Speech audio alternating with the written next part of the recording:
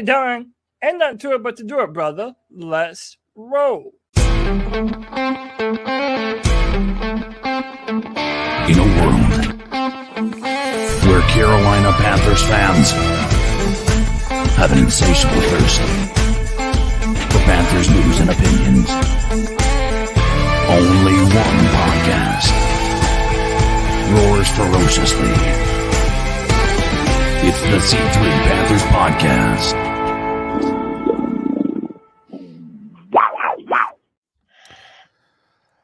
Good afternoon, Panther fans. Happy New Year. And what looked like it was going to be a happy new year and a new day for Sam Darnold and potentially a new era with Steve Wilks as the head coach of the Carolina Panthers really took a sad turn as Sam Darnold I remembered how to be that he was Sam Darnold, and the Carolina Panthers defense just continued to get torched and torched and torched. So what looked like it was going to be a happy new year and the Panthers potentially having a shot at the playoffs ended in really what was the longest 2 minutes for a game to ever end in the history of the world. It would just not end. The suffering would not end, but the season is now over. It's the C3 Panthers postgame, and I'm here with my wheelman, Cody Lashney, reacting to what is really it's the end of the Panthers season, really. I mean, it's one more game, but this was the nail in the coffin of hope. Yeah, this is it. I mean, the worst nightmare that you could imagine before this game came true. That J.C. Horn, losing him was the death knell, and the combination of Keith Taylor and C.J. Henderson just getting fucking destroyed on some of the most routine plays that you knew Tampa Bay was going to go after. It devastated us, man. It really did devastate us. And listen, I know we're going to have a conversation about it today, and there's probably going to be a lot of people that are going to be on Sam Darnold for the interception and for some of the fumbles. But in my humble opinion, Sam Darnold was not the worst part of this team today. By far. No, but by far he wasn't. And I don't know what we're going to be doing in the future.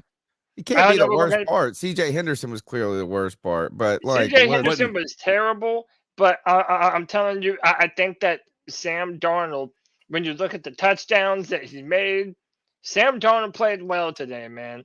I mean, I don't know what else to say. I think this game was a shining example of how the Carolina Panthers still have so many holes all around this football team. We do not have a consistent pass rush. Right. We just do not. And then when your defensive backfield is so hurt and devastated and you're not getting under pressure, it's a recipe for disaster. And Tom Brady is going back to the playoffs, man. I hate it. I wish that we were here on different circumstances.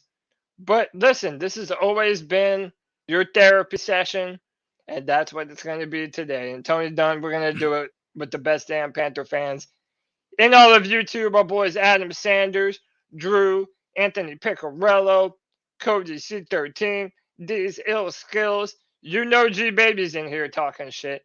Dexter Henderson, Jared, JD864, Panther Pickle, KG73, Sarah Taylor, Roosevelt Mongo, Peter Quick, Richards Outdoor World, and Underground West. Tony Dunn, same old song and dance. Ain't nothing to it but to do it.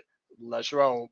The number's 252-228-5098. That's 252-228-5098. The Carolina Panthers fall on the road to the Tampa Bay Buccaneers 30-24. We'd like to get your thoughts on what you guys thought about this game, what this means for the Panthers going forward, what this means for Steve Wilks potentially in his continued quest and audition for the head coaching job. And we'll be giving out our towel of shame. I think there's a bunch of towels to hand out in this one, and a couple of dab on them picks. The Carolina Panthers headed to Tampa Bay, CK, and really had a start that was pretty. I mean, it was probably the best start you could imagine of the Carolina Panthers having on the road, coming out there and kind of stunning the Bucs, frustrating Tom Brady. But they couldn't keep it, right? So Your thoughts, just briefly. They couldn't keep it, but at the end of the day, there's plenty of blame to go around. And I'll be honest with you, this offense, no part of this offense is my outside of the offensive line mistakes that had led to the fumbles by Sam. This was the defense failing on pretty much every level. Like, we want to blame CJ Henderson, and we absolutely should. We want to blame Keith Taylor, and we absolutely should. Those guys got cooked. But we have to talk about this defensive line not getting any pressure on one of the worst offensive line situations in the NFL with the Tampa Bay Buccaneers. Like, you should not. That's a part of the reason those deep balls have been there. Tom Brady was able to go through 5 reads in one of those plays. Like, that is absolutely unreal. This is a accumulated failure across the board, and I think Tony, your argument that I still will not go along with, but about Burns is starting to get heated up a little bit, because we needed Burns in this game with going up against a 3rd string or a 4th string left tackle, and he didn't show up. And there is no arguing that. There is nobody in the chat that can say that he got a pressure once or twice. That's fine. He did not impact this game in a positive way in any part of this game. I did not recall maybe 1 or 2 plays that he actually showed up and did something. But the amount of time we were on the field, Burns was not there, and he was not being the star that he should be. I haven't lost hope in him, but he is absolutely not one that made an impact in this game. When your stars are gone, J.C. Horn is gone. When you have Dante Jackson gone, when your stars are off the field and you are the only star left on this defense, you have to step up, and he didn't do that today. It's crazy how from week to week, just so much of the outlook of players and coaches and the future of a team can change so dramatically just from week to week. Brian Burns coming off a 2-sack game previously, and now you need this defensive line, which just couldn't win on the one-on-one matchup. Whenever they got pressure, it came on blitzes, right? They just couldn't win with the natural pass rush, and with a depleted secondary, you could only hold so much. So we'd like to get your thoughts. The number's 252-228-5098. The Carolina Panthers started out with a touchdown.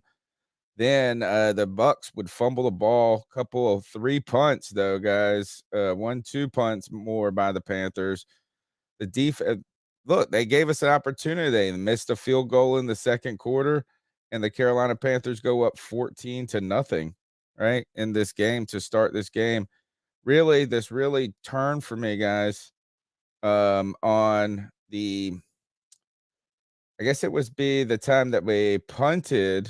Carolina was 4th and 1 on the Carolina 42, and we punted the ball instead of going for it. And this, to me, is when the game turned. While it didn't get out, it wasn't lost by any moment. You're up by 2 scores at this point, but you punt the ball thinking you're going to pin Brady back and or hope that you don't give him a short field if you can't get this 1-yard gain. Doesn't matter. Brady just throws a bomb to Mike Evans, who you had already gotten away with one of the bombs early to Mike Evans because he just dropped it. He just let him hit him in the chest. He didn't even drop it. He just let it hit him, right? But at the same time, they go and they score, what was this, 5 plays, 80 yards for a touchdown, and then the Darnold fumble, right, or the snap, whatever you want to call it. It's not is the botch snap, but the turnover right here then leads to kind of Tampa Bay just jumping back into this game and maybe making a mistake and not going for a touchdown, instead opting for the field goal, making it 14-10 at the half, right? But to me, this is when Darnold started to get in his own head right here. Or what I would say is this is the biggest enemy or challenge to Darnold returned here, and that is himself. I think he started to get nervous, and it's not that he played bad.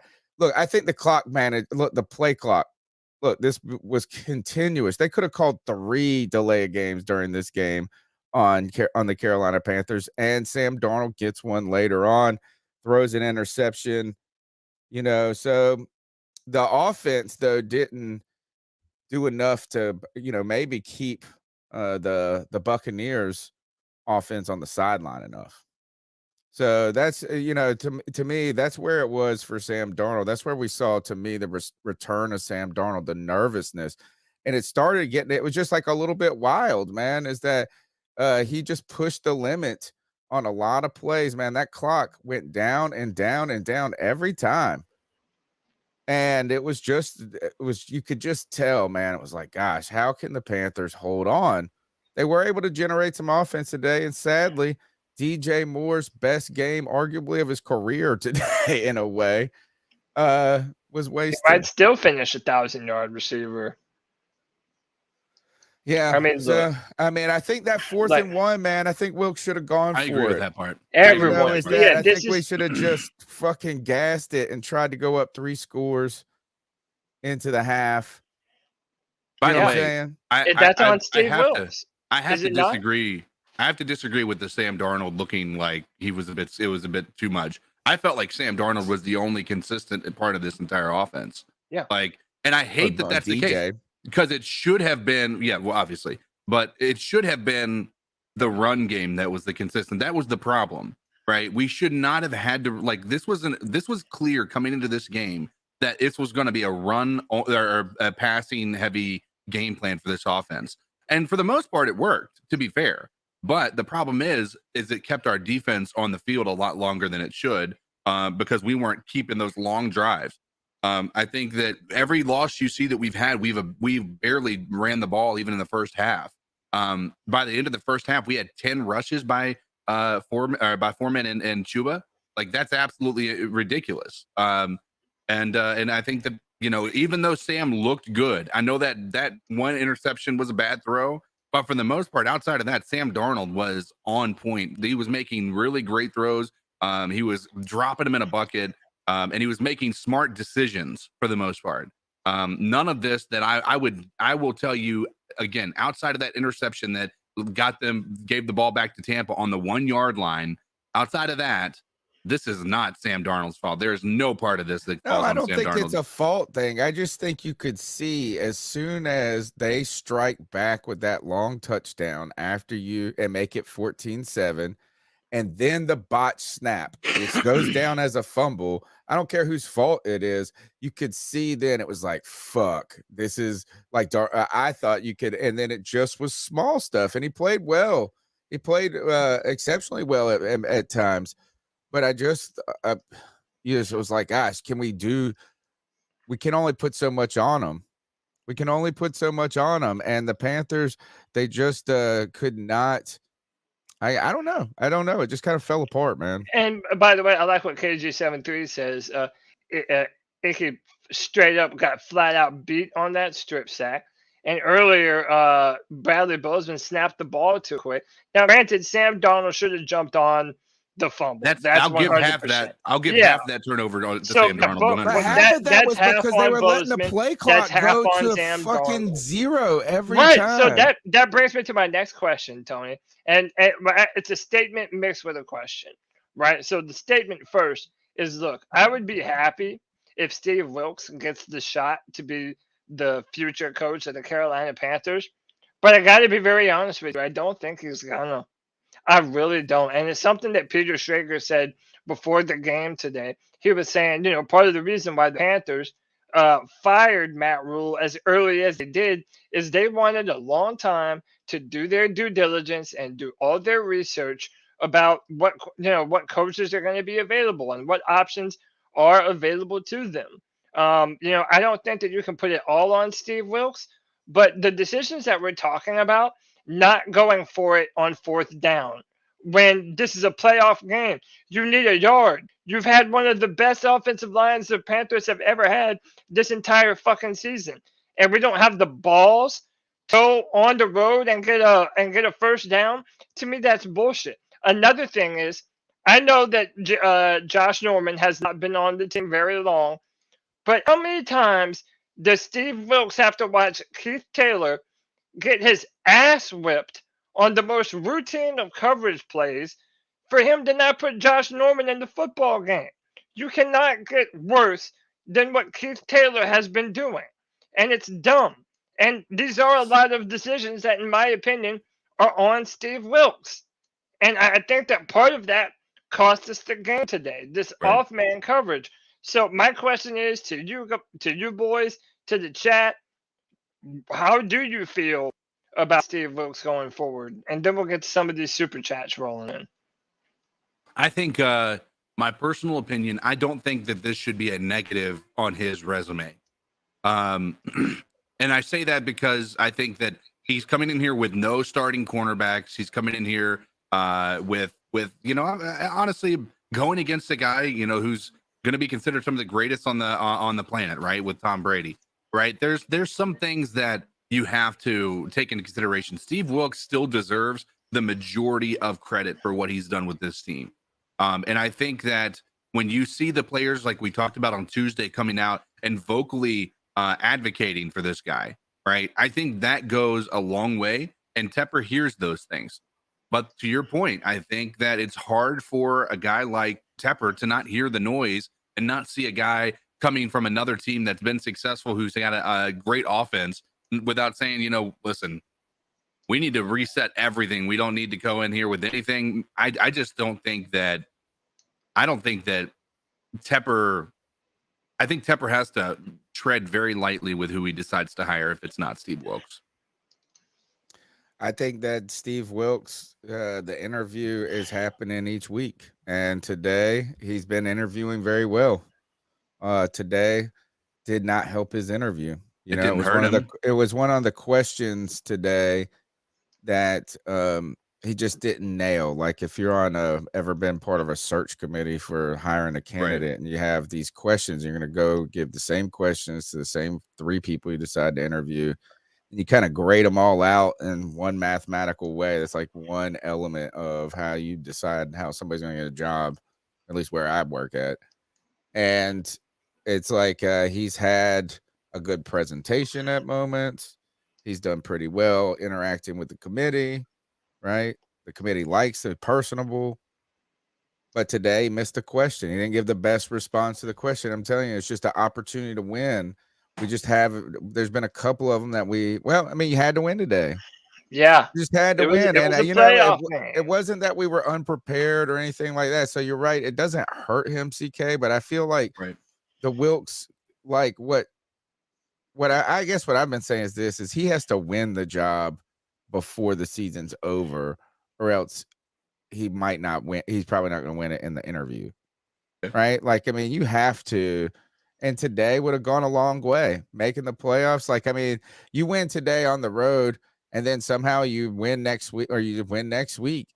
There's no way you can't hire him. I just think like what Cody's saying right away is today now kind of just opens the door again. Like after the Pittsburgh game, that opened the door for the question of, hey, is he a surefire hire? Last week, you're like, oh, yeah, surefire hire. Yeah. Now you're like, oh, I could see a scenario where they just don't want any of these guys to come back. And the fact that the defense got scorched, but see, this is why I'm trying to tell you guys is, and I'm not blaming Sam. I'm just saying, like, I was like, oh, shit, here it comes.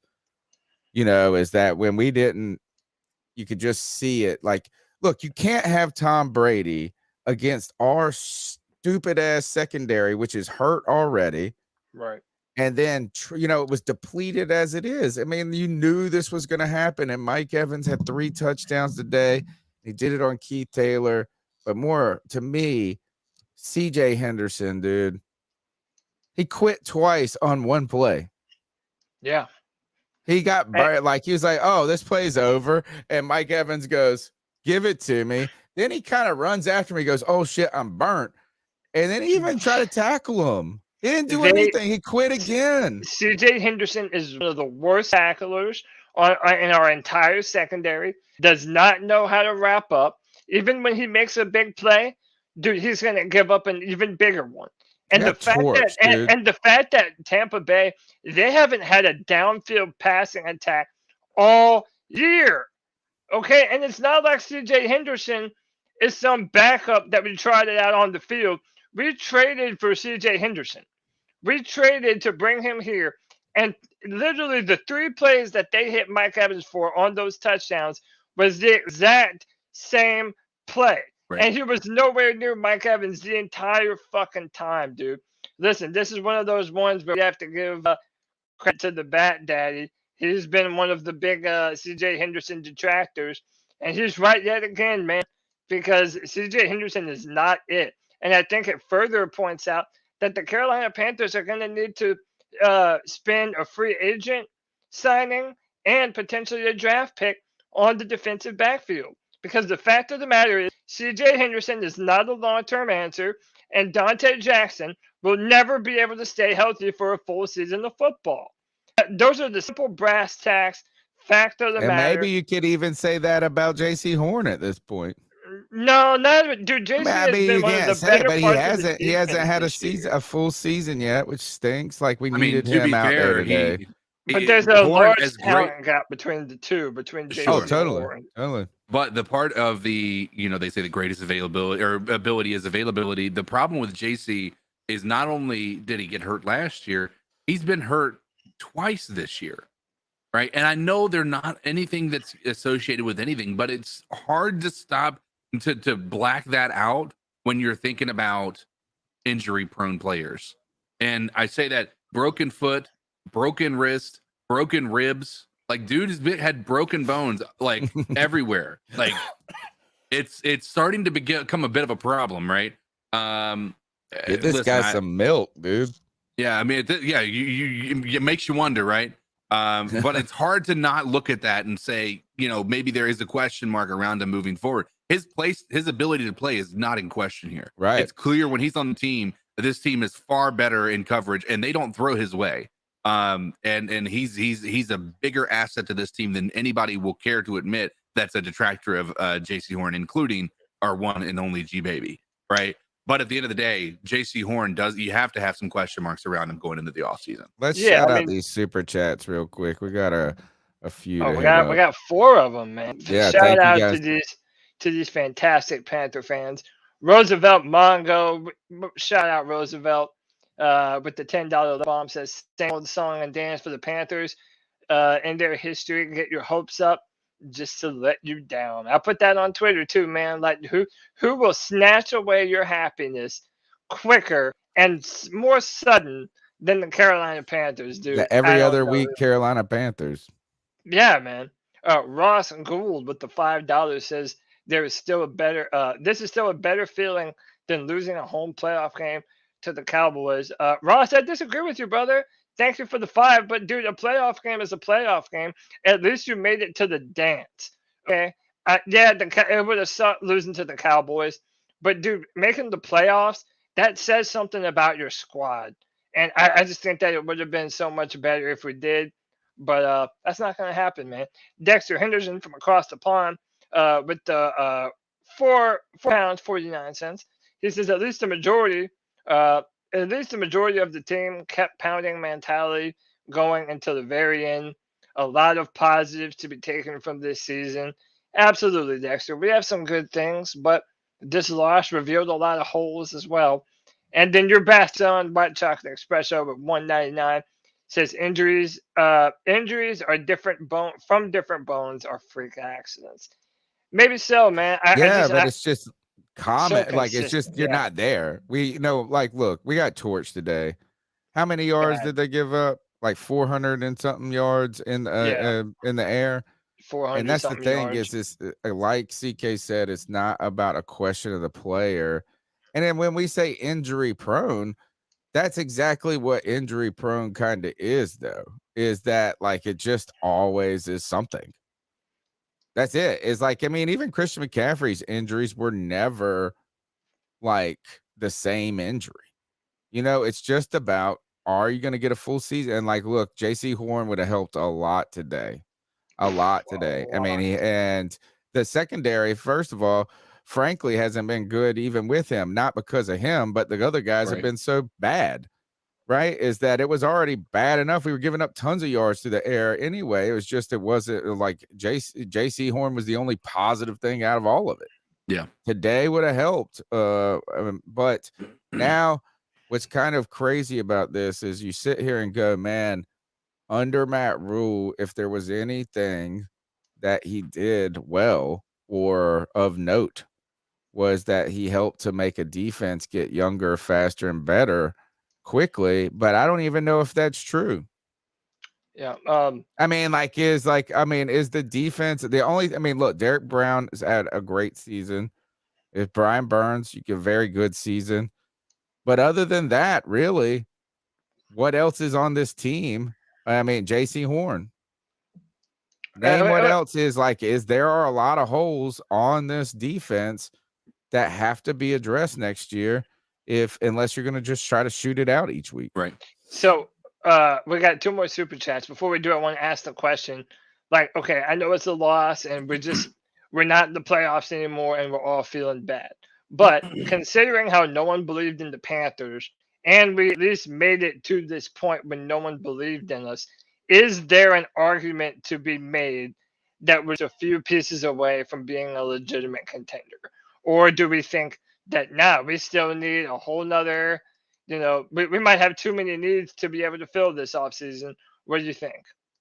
I don't ever believe that. I think that a team, especially one that has plenty of pieces like ours does, I think one season can be the difference between being a contender and not. Now, does that mean we're going to the Super Bowl? I don't know, right? But to be able to say that we're on the trajectory that's correct for the future, I think that one season could be a turning point. And right now, I think we're on the tail of 2 halves of a season. Right. I know this feels crappy, right? It feels crappy to not win this game and not make it to the playoffs. But the reality of what we just did, where we are playing meaningful football at the end of the season, is something that we haven't felt in years. Right. That means our trajectory is going up. So we've got to keep in mind that as many holes as we have, those are things you can fill with not only just free agency, but with a lot of those draft picks that we have coming up. The biggest thing is you just got to identify what are the major points of that. And just address those head on. And if quarterback's at the top of that list, which I know a lot of people are going to feel like it is, then get your guy. I'm not a fan of trading up into the top 5 to get a guy like that. I'm over that mindset of going and getting a guy in the top 5 and giving away 3 years of first round draft picks to do it. But I am 100% willing to move up, somewhere in the draft and get one of these guys that are clearly, game changing, especially after what we saw in college football yesterday. Yeah, Tony, I was wondering if we could hit one of these super chats because that kind of goes off of what CK was saying. First, Rare Gamer says, look forward to the offseason more than most. Thank you, Rare Gamer. And then Karen Choi with the $10 love bomb says, you think we use some of these CMC picks to move up to top 5 and grab a quarterback, or use them to retool that defense? We have a lot of holes there. You're not wrong, Karen. And I think that's a great question for us to ask going forward, because everyone's so quarterback thirsty. If you're on Twitter, dude, it's insufferable. Every other fucking tweet is people bitching, trade up for Bryce Young, trade up for CJ Stroud, Max Duggan's better than Sam Darnold, like all this bullshit because everybody's watching college football and they're putting up like 50 points. And look, there are some good prospects in this draft. I think CJ Stroud had a good showing yesterday, but I don't know if you're asking me. I do not think that the quarterback is the biggest need on the Carolina Panthers right now. I feel like the only There's reason no trading up. Right? There's Yeah, no trading up. You have to trade to number either. 2. There's only one way that it's going to happen. Right, the Bears. And that's you. Yeah, you have to trade up to number 2. And then, that's what you would have to do because every other team around that area, of the Panthers, right now it goes this: Houston, Chicago, Seattle. So look, Houston needs a quarterback. Seattle needs a quarterback. Arizona arguably needs a quarterback. I don't think Geno Smith stops them from drafting a quarterback. If they not at all. Not even close. Not even close. If they do what the Panthers want to do and sign Geno to a short contract, they might want to let a quarterback sit behind Geno for a while. Indianapolis needs a quarterback. Atlanta could use a quarterback. Las Vegas could use a quarterback. Yep. Tennessee, arguably, I don't think they will, but arguably could. If the person was right, if they move up higher, if they were picking before the Panthers. So I don't know if trade up to number 2 is what it's probably going to take. That's what I'm going to say is this. But look, I want to say one comment, and then I want to jump to some calls. All right. because your question you posed was, are we a few holes away from being legitimate contenders, or is this something significantly different or, worse, more concerning?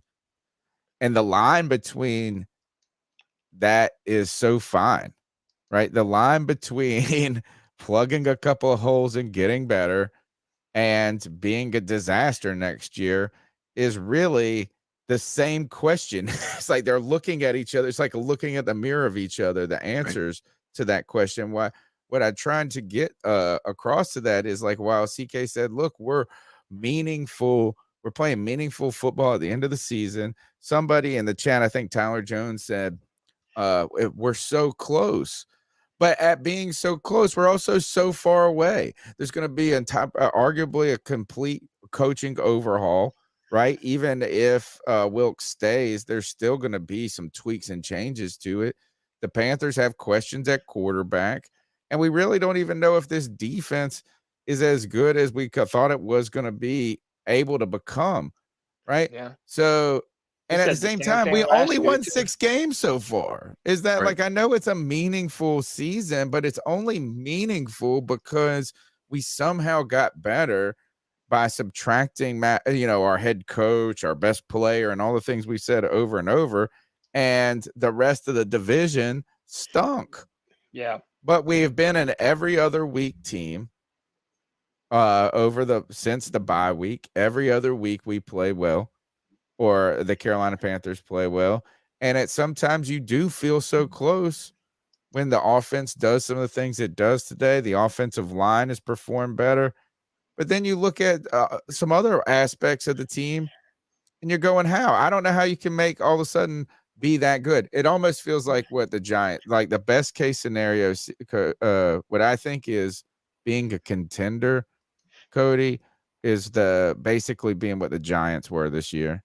That's what the Panthers could be next year. Yeah. Yeah. Right. It's like maybe, that's a great answer. Maybe they, have a good start under a new coach and make the playoffs as a wild card. But yeah, I think that's the best they could be next year. And, again, it's a whole nother off season. It makes you question some moves, like, signing Dante Jackson over Stephon Gilmore. Imagine how great it would have been to have Stephon Gilmore today, and to have paired him with J.C. Horn and C.J. Henderson.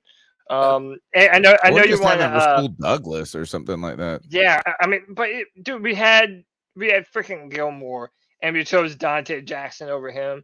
To me, those are decisions that we're going to have to look at. But I don't know if Gilmore wanted to be here as much as people think he did. Well, I mean, we don't have to dwell on it. I know you want to do some cat calls. Shout out to all these incredible viewers and these super chats rolling in, man. We love y'all. We're here for the therapy session that y'all need. Another $10 love bomb. Roosevelt Mongo says, Reason Tepper wants an offensive-minded head coach.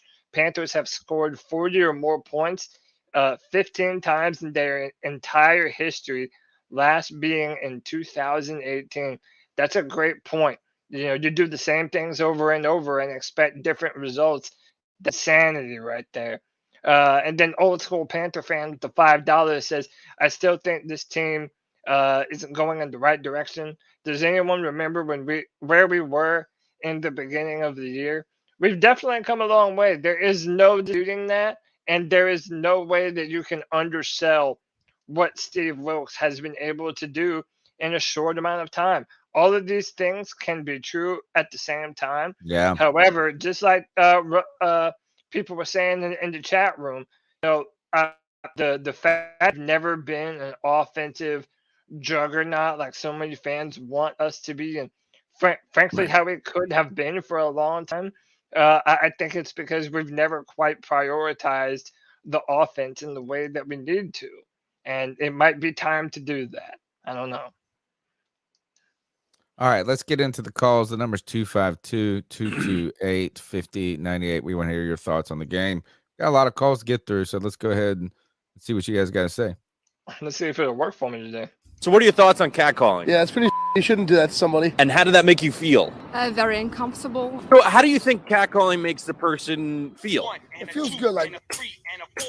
Who's that cat sitting in the back corner with his face buried in his nose?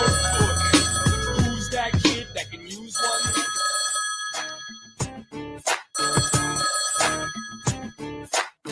Hey guys, Chuck from Elizabeth City, aka Carolina Sports Guy.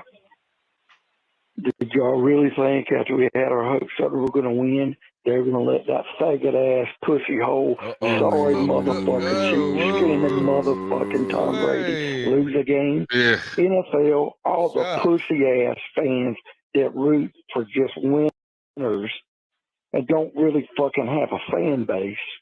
All them motherfuckers got what they wanted, so suck a fucking I'm good, Chuck. I'm dumping it. That was tough. Chuck was upset. He's gonna be like, "Yo, that G baby talk shit." Speaking of that, is Tom Brady. I really think that the Panthers just, I hate to say it, missed an opportunity today. Again, that 4th and 1, man. I think that would have been the way to win this game. And I think that's like the tide turned. You're just going to give Tom Brady too many opportunities. And you start wondering, are they going to bail him out? They did get a penalty on the punt towards Matt. Like, I guess we would have had a chance. I think this was right before the strip sack. That like towards the end of the game, the punt or kickoff punt. Was it a punt? Yeah, I think it was a punt. And they called a penalty on the Carolina Panthers for like holding when the other guy mugged him and ripped his helmet off. And so you're like, oh God, here it comes. But I thought when Derek Brown pushed Tom Brady down, they were going to give him a flag. I was like, crap. Yeah, everybody big stop right there. I was like, oh crap, they're going to give him, and they didn't. And then he blocked the field goal after that, Derek Brown too. But no. That was YGM. That blocked it. Oh, yeah, YGM yeah. Did YGM quietly have a decent game today? I mean, yeah, he did. It didn't do enough. It didn't. How about this? He didn't do enough to prove anything long term. But he had one of his own personal best performances today. Yeah, and by the way, especially after that call, I want to give a note, dude. Listen, we love everybody sharing their opinion, but when it comes to some of the crazier words, leave that off the cat calls, because that can get us in trouble with YouTube, and then that doesn't do anybody no favor. So we love you, Chuck, but you gotta watch the language, bro. Right. But other than that, yeah, it's frustrated been Panther fans. Yeah, we're a lot of frustration. That was a hard one. First call. Yeah. Hey, this is A Link. Asking C.J. Henderson and Keith Taylor to cover Mike Evans is a bridge too far. If you're familiar with that term, I'm sure someone is. But that should have been the defensive scheme should have been a little bit more assisting whoever's covered Mike Evans. Mike Evans has had not a career day, but his best day of the season. It is what it is. And the Sam Darnold fumble, I mean, he didn't even get a chance to throw the ball. The offensive line just imploded on that one play. I don't know if I blame this on Sam Darnold. He played a pretty good game. Granted, it wasn't a great game. He had some issues. Like the turnover, the interception, he should have put a little bit more air on it, but if you're throwing that steep of a ball, it's going to happen. I do think the defense failed us on this one. I'm sorry. The defense did. There should have been a little bit more work done and put Josh Dorn in more plays, because I honestly think he's better than Keith Taylor. But it is what it is. So I guess we have to draft to look forward to now, guys. But, hey, I'm very proud of how this team fought. Keep pounding. Familiar words. Keep pounding. Career day for DJ in a way. I don't know. Statistically, may have had a better game somewhere in his career, maybe more yards or something. But DJ happened today, and I think Sam Darnold really has done a good job marketing himself for next season. Oh, absolutely. To the NFL, right? His stock has gone up, just like I thought yesterday in that Ohio State game versus TCU. Even though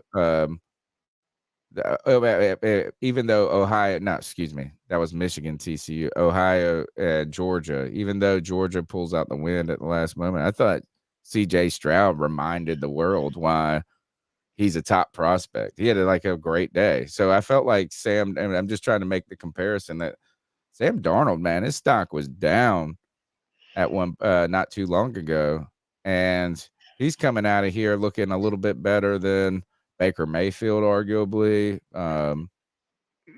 Really doing a good job of maybe saving the last, or maybe creating another opportunity for himself, whether it's here in Carolina or somewhere else. Right.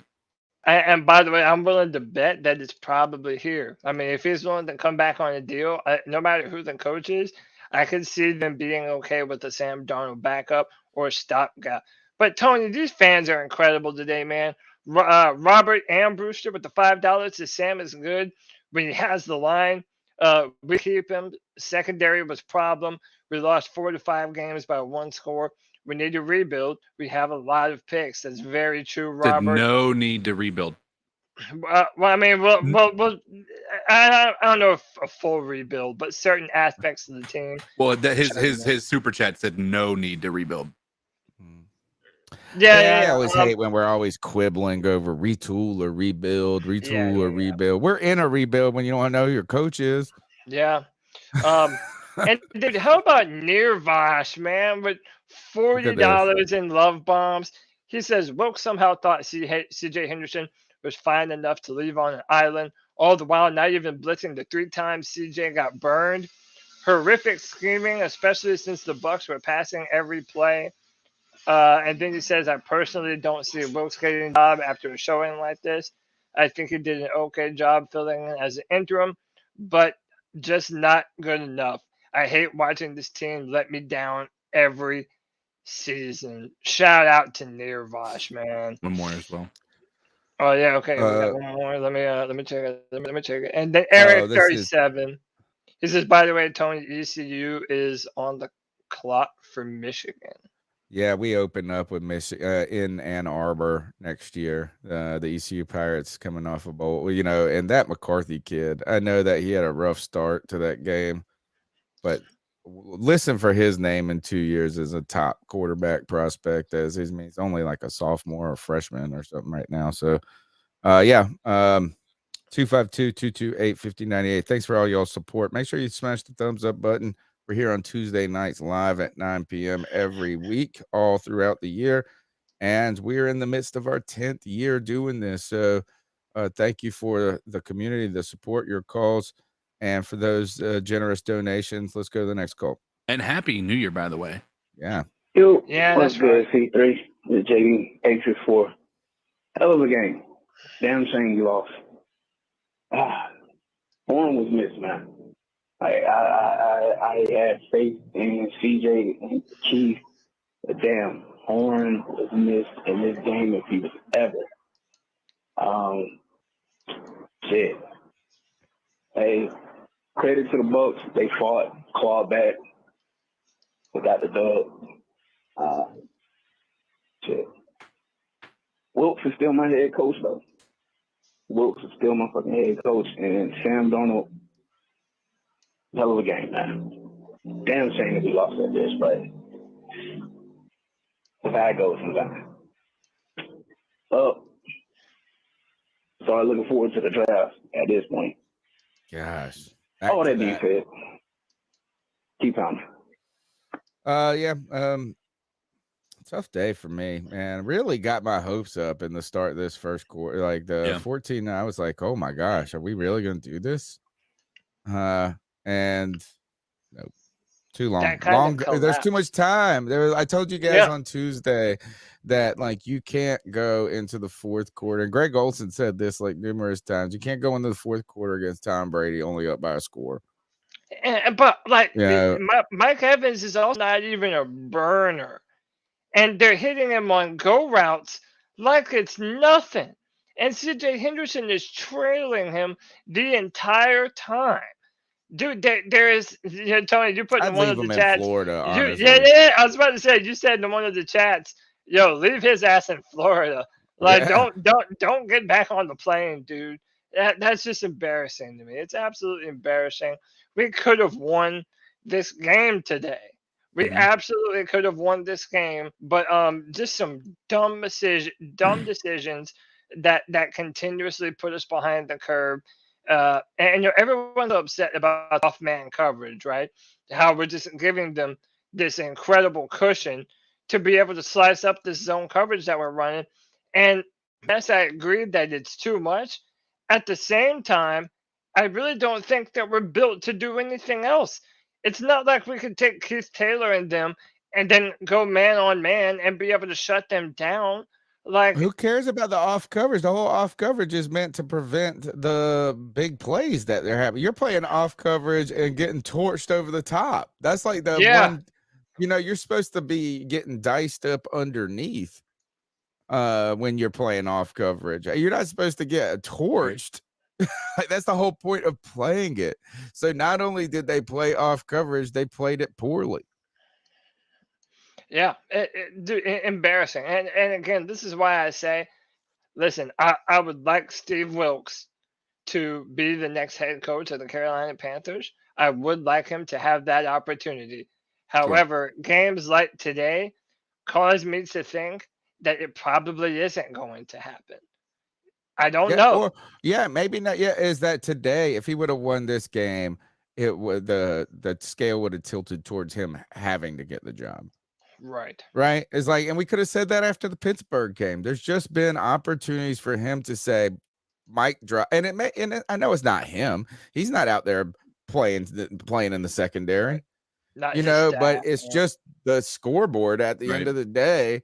If it's a win today, you're sitting here walking out of here going, man, Steve Wilks is the coach. There's regardless of what happens next week. Right. And there's been 2 opportunities for that to happen, and they just haven't. I think the Pittsburgh game, I think that would have been a statement. You can start rolling off some wins and feel good. Today would have, on the road against Tom Brady, the satisfaction of making that last week everything matter. And they just didn't get it done. And you know what? They came out swinging too. They came out swinging. Yeah. But you can't, I don't know. Maybe it's just like when you try to knock out a good boxer. Like this is what always happens with Floyd Mayweather. Is somebody they give everything their first 3 rounds, and they're like, "I'm gonna knock this dude out," then and they don't. Tired. And then they're just, and then they just go. And Tom Brady just went to work on them. Just pieces him up. Yeah. I mean, he's the best of all time for that reason, man. And gosh, what a pouty head, though, dude. He acts like such a punk. Such a punk, dude. And then you're getting mad that they didn't throw the flag on Derek Brown. He even got the penalty one time because he got so pissed. They took the ball and spiked it, and they gave him a delay of game. I was so fucking happy. I know. Dude. But he cries over everything. And then there's the other thing is, and look, is that his rookie tight end didn't play well today. The Ogden dude had some miscue. Oh yeah.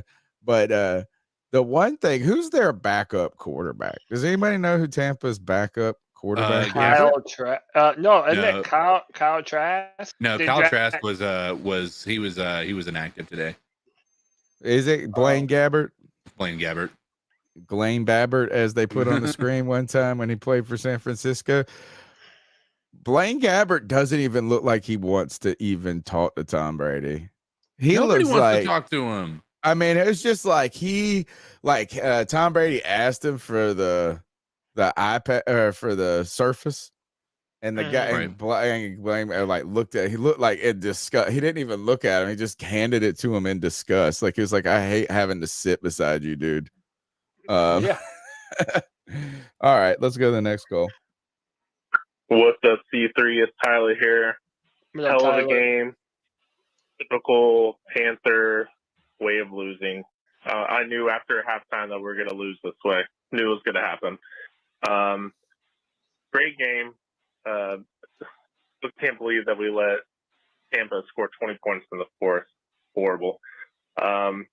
Keith Taylor, CJ Henderson, hope that they're on the team next year. Straight garbage. Straight dog shit. I mean, we really figured out today how much we really miss J.C. Horn. We need to draft another corner.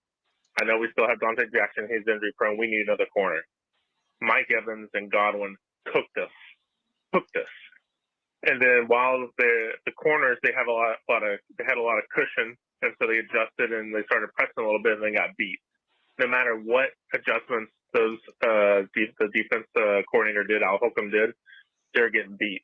I mean, Brady just there's Keith Taylor or there's C.J. Henderson on Mike Evans. Let me just throw it over there. Yeah, it was horrible. We start off well with the play action, and I really thought they would from there start to incorporate the running game. We did not run the ball today. Horrible. Did not establish a run. That's our strength. They didn't run the damn fucking balls. They didn't even try. Stupid. Sam Darnold, he played okay. He definitely made some mistakes. He made a couple of good reads with horrible throws, specifically the one with Stephon Sullivan up the middle. Correct read, just horrible throw. He is, I don't know what you do with him as far as the future. Maybe a one-year friendly deal, but he's not the future, and we need to draft another quarterback. I don't care what Cody says. He can fall in love with Sam Darnold all he wants. We don't have a quarterback, and you need to go find one. It could be Matt Corral. It could be someone in the draft, but Sam Darnold is not the future. Yes, he played decent behind a better offensive line, but when it matters most, he's not going to get it done for you. He's not going to win the game. Sam Darnold's gone. He's not the future. We need a better offensive coordinator, and I think Steve Wilks coached his way out of the getting the job for next year, and we need a defensive end badly. There was zero pass rush today. Zero. Where the hell was Brian Burns? Nowhere. The other defensive ends did well. Marquise Haynes, and actually Matos did this decent. Brian Burns, nowhere to be found in the most important game of the year. I know, he's a great defensive end, but makes me a little hesitant to sign him on a big, huge contract, but it is what it is. So it was a crazy season, fellas. Keep pounding. What a great call. Tyler, man, you should just host the damn show. That's it. We can just pack it up right there. I mean, you just kind of went through every single thing when it comes to that we've been focusing on. Why do you think, do you guys think that, where do you think the game plan offensively was problematic? I don't think so. I mean, I know that you could say we should have run the ball more. I just think a couple of situational runs maybe we could have done, but I think you called a lot of the right play. I mean, they weren't giving up a ton of yards. I mean, when we did run it, I mean, there were some opportunities. Foreman made something, got 3-4 yards. I mean, but if you don't run on first down and get positive yards, it's kind of hard to run on second down. There's just those things. And again, I just come back to that 4th and 1. I think that's when we're really built to run. We can get a yard. I mean, you would think so. I mean, even with but I like some of the aggressiveness with McAdoo, particularly when they loaded up. They had 7 offensive linemen. Right. Cade Mays playing fullback or whatever, and he goes deep to DJ, which is crazy that he didn't even get the step up. He got crushed anyway, Sam Darnold. You had all of those offensive linemen, and he gets crushed on that play still. DJ made a good catch. It was a pretty good throw. I mean, if he could have stepped into it more, it would have been a touchdown. But I don't know. I don't know if we should have just running the ball would have been the answer. What do you guys think about the running attack today? I don't think that it was up to snuff. And by the way, in every game that we've lost under Steve Wilks, you would be able to know it because we never able to run the football effectively. We couldn't do it against the Bengals. We couldn't do it against the Ravens. We couldn't do it against Pittsburgh. And we couldn't really run the ball well today. And to me, that's that inconsistency that gives me pause. And again, I know it's not Steve Wilks' staff. There's so much that goes into it. But when you've had one of the better offensive line this year, and you're that performance against Detroit, what is with the inconsistency? What is with this bipolar nature every other week of the Carolina Panthers of being able to do something literally at one of the highest clips in the NFL? I mean, truly one of the most impressive rushing performances of the past 10 years in the entire NFL. And then you come out and it's you made the determining idea before the game started that you were going to throw the ball.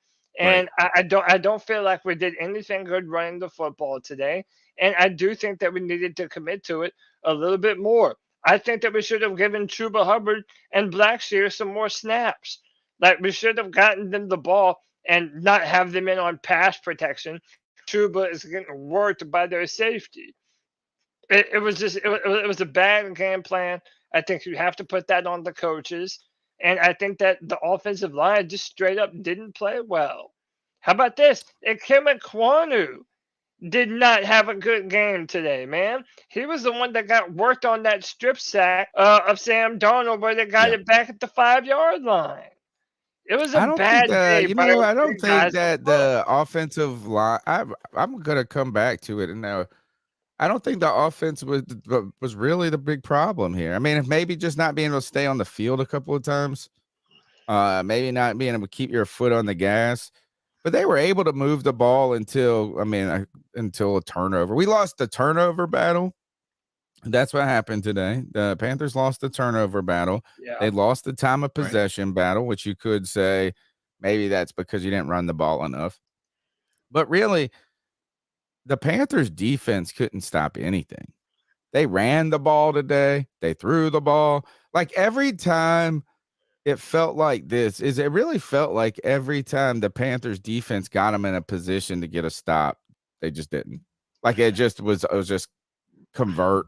It just bludgeoned. Like, the defense just didn't have enough to keep up for 4 quarters. Yeah. And again, no pass rush. There are games when the Panthers. What does this mean for Brian Burns, guys? Is just non-existent. What does it mean for Brian Burns? You're right. These games is where we need him the most. However, every other that we play and their mama knows that Brian Burns is our primary pass rusher. If not, we're going to be sending blitzes and trying to get Frankie Louvu in the backfield. So, again, I know we're all upset at Brian for not taking over these games, but he needs help. Derek Brown is not a pass rusher. Derek Brown is never going to be a pass rusher. He is a run stuffer. We have no other consistent edge pressure. Brian Burns is the only one on our team that is consistently rushing the passer. So I'm sorry, until we add. Is he consistently? He's every other week too. This is an every other week team. He's not going to be as consistent as you want him to be until you get some other help on that defensive line. Look at Pittsburgh. Yeah, they have T.J. Watt, but they also have Alex Highsmith with 12 sacks this season. Well, he also is an undrafted guy that came out of nowhere, I think. They still have that guy on their team.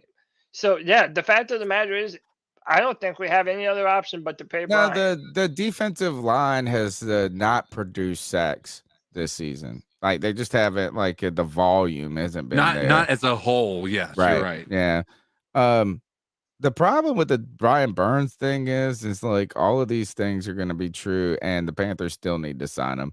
Imagine the Panthers defense without Brian Burns. Like, what would it look like then? We have 12 and a half less sacks, tell you that much. Yeah, and we probably only have 20 on the year. Feels like. If you did trade him away, you wouldn't even have a first-round pick this year for it.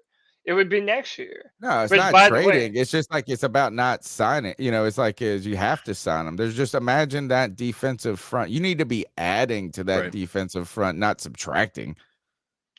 And you can't subtract the best part of him. Like him and Derek Brown, you got to have them.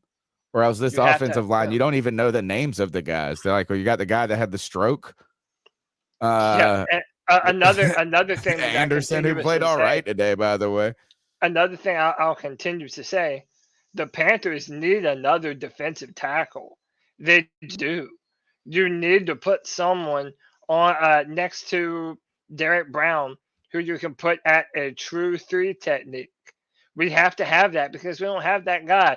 And yeah, Matt Ioannidis is decent, but he's not like a career starter, and he's never going to be for us. We have to upgrade our defensive front 7 in the linebacker position and on the defensive line. How many sacks do you think the Carolina Panthers have as a team this year? I think 20 is probably pretty close. Yeah, I'd say like 22. It's not that bad, but it's bad. What? 31. 31 sacks, which means what is that in comparison to the league? Well, the top team, the Eagles, have 61 sacks.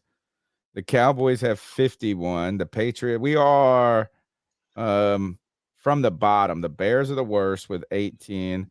Then the Falcons, the Raiders, the Bengals, the Jags, the Lions have 30. The Browns have 30. The Cardinals have 31. Packers have 31. Panthers have 31. Steelers have 31. So we have more than some of the 1, 2, 3, 4, 5, 6, 7, 8, 9. We are 23rd in the league in sacks. So imagine if we didn't have Brian Burns. Right. Imagine, I mean, take away his 12. He's actually half of the team sacks almost. Yeah. It's like 45%. That's what I'm saying. Like, you're going to have to pay him more than we can stomach. That's a given. But you're going to have to get him some help now. And that's why all these people that are so thirsty for a back, dude, pump the brakes. We have to go best player available. If they draft a quarterback, fine. They're going to draft a quarterback, and there's nothing any of us can do if we like it or not.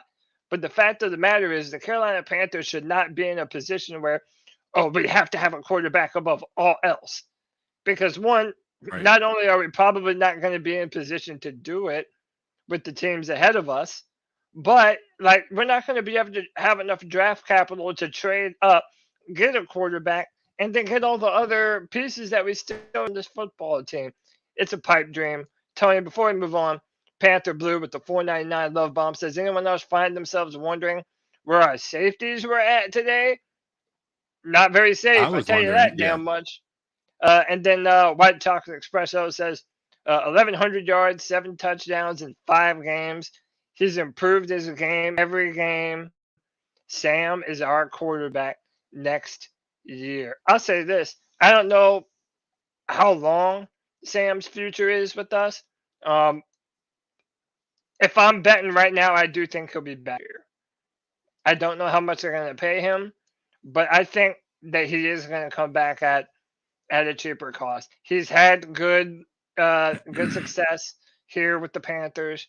You know, if it's Steve Wilks or somebody else, I just, I think that you could do a lot worse than Sam Darnold, especially considering everything that he has done in that short sample size. And my final thing, this team would have been much better off if we started the season with Sam Darnold instead of Baker fucking Mayfield, like I've been saying forever. But, that was a terrible move, and that set us back on offense, in my opinion. So, all right, let's go to the next call. Tell me if I played this one. What's up, C3?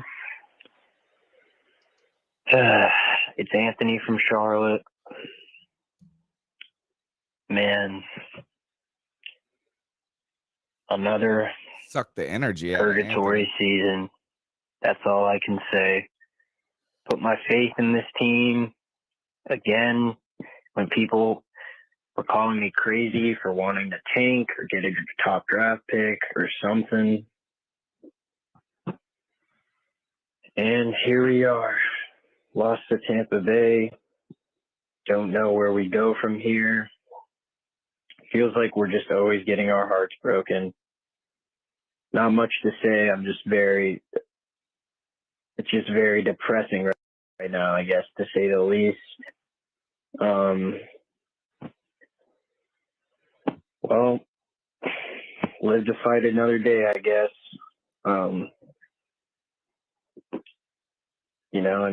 Just kind of normal as a Panthers fan. We feel this pain all the time. I know people are going to say the season was different, because we fought.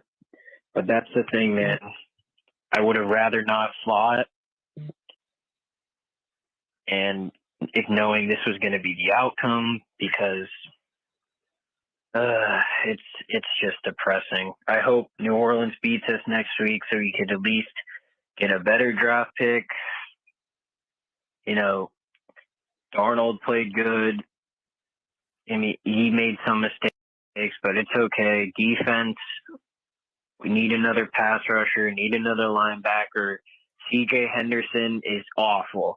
Scott Fitter, terrible trade. Brian Burns didn't show up. That's what happens. That's an elite guy right there, apparently, according to Panthers fans. Even though elite pass rushers show up every game, no matter what the outcome is. So, yeah, just very depressing, man. Being a Panthers fan is so hard. It's very hard to watch. This is 6 seasons in a row. We're going to finish with a losing record. I mean, something has to change. There's got to be something that changes. And Wilks, I still think he could be the head coach, but his in-game adjustments just aren't there, man. Like you can't play the same zone coverage versus Tom Brady the whole game. It doesn't work like that. Right. You got to switch stuff up. And when C.J. Henderson and Keith Taylor are getting burned out there, why don't you try putting Josh Norman on Mike Evans? Why did we sign Josh Norman? To play 5 snaps? Come on now, man. It's just interesting stuff here. I kind of was thinking about what we were talking about before the call and quarterback. And I think you, like you were saying, Cody, you pick the player who's there for you. And if that's a quarterback, then that's the case. But it's likely not going to be the case if you're not a top 1-2 pick. You know what I'm saying? Yeah. Is like you probably aren't going to get, if there's 6 quarterbacks that going off the board before you, you might be better suited just picking an elite player that dropped to you because of a quarterback hungry draft. And I don't think trading up assets is maybe the way to do it. It almost feels like your rebuild is almost determined by like how your hand has been dealt to you. And since the Carolina Panthers aren't naturally getting a number 1 pick like the Jags got, or naturally getting like a number 1 pick like the Texans could get, then those are the kind of instances that you can pick a quarterback right there. Maybe the solution for the Carolina Panthers with these holes that they have is to really, over the next year or two, get a coach in there, plug those holes. And maybe your answer is getting a quarterback in free agency and dropping him into a team like what the Tampa Bay Buccaneers did with Tom Brady. Maybe not every rebuild is the same. And maybe it doesn't have to start with getting that quarterback right away. But if you can get the quarterback, then you get the quarterback. Yeah. So, by the way, just a little update on the draft thing. The Panthers are still picking 8th in the draft. As of right now, the worst that we can do, even if we beat New Orleans, is to pick 12th in the draft. So we are guaranteed a top 15 top 10 pick. We're basically going to have a top 10 pick. I mean, essentially, yeah. I mean, 12 at the worst. But there's some positives there. Yeah. I mean, is that... But you still like, and even if you want to get a quarterback, maybe you get that guy in the second. Like, I mean, if 4 or 5 quarterbacks go off the board in the first 5 picks, 6 picks, or some mess like that, which could happen.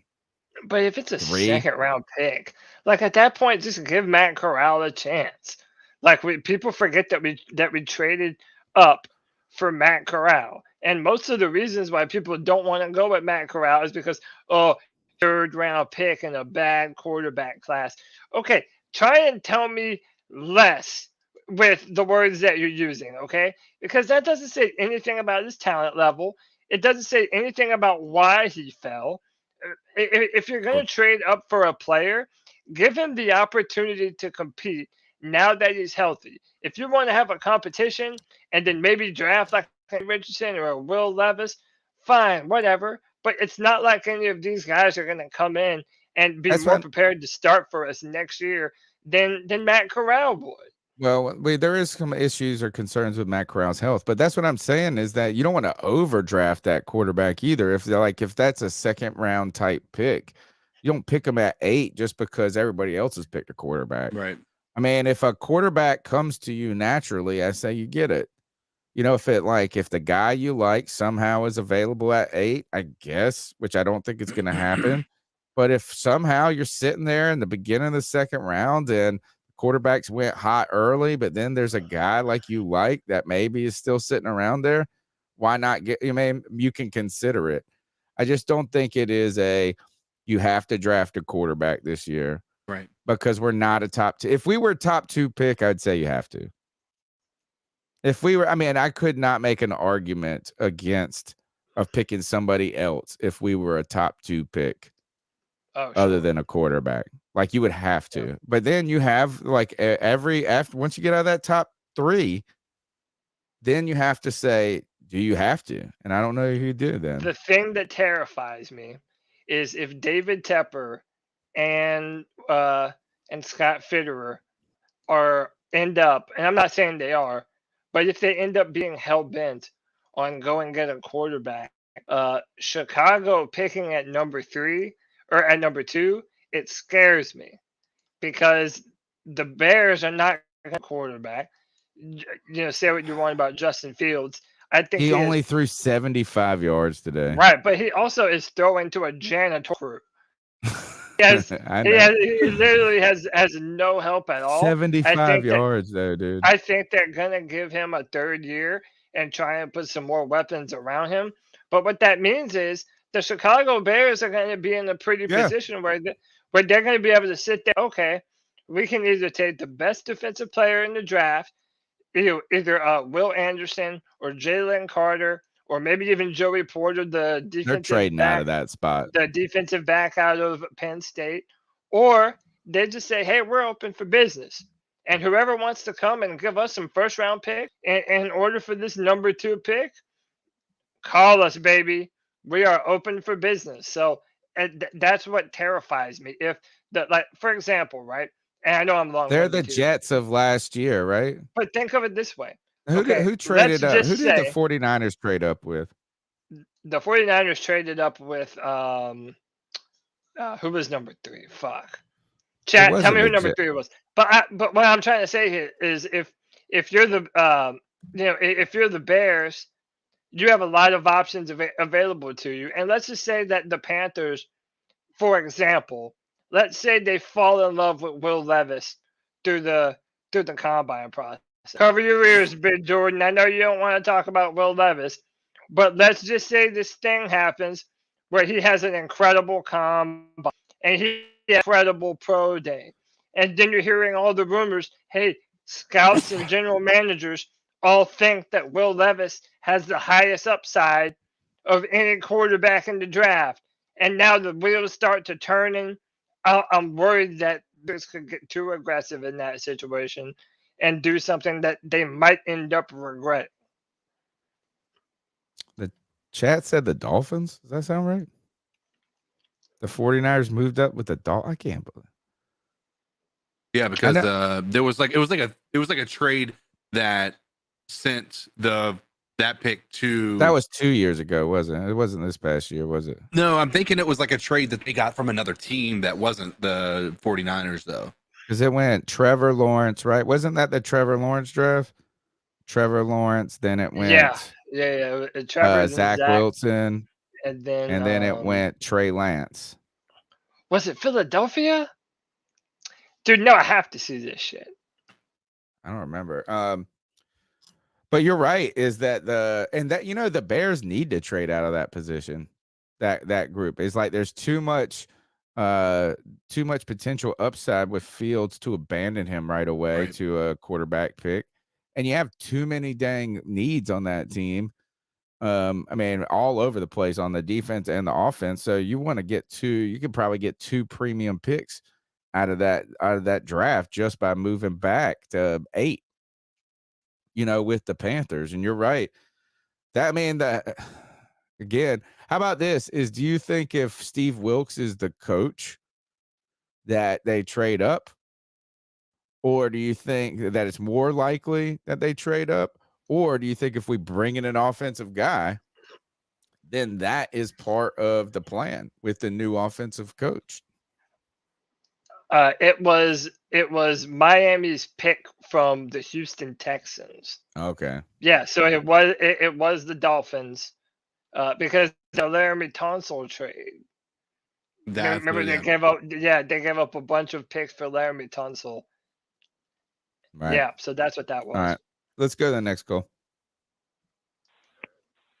Hey, listen, I know some people going to be blaming on Sam Darnold. They're going to blame, you got your haters going to come out. You got people going to hate on Steve Wilks, and people going to hate on the quarterback. And people are going to say the best thing we could do for this team is to trade everything we have to move up to the number one pick and get a quarterback. Well, then people are mentally and competently retarded.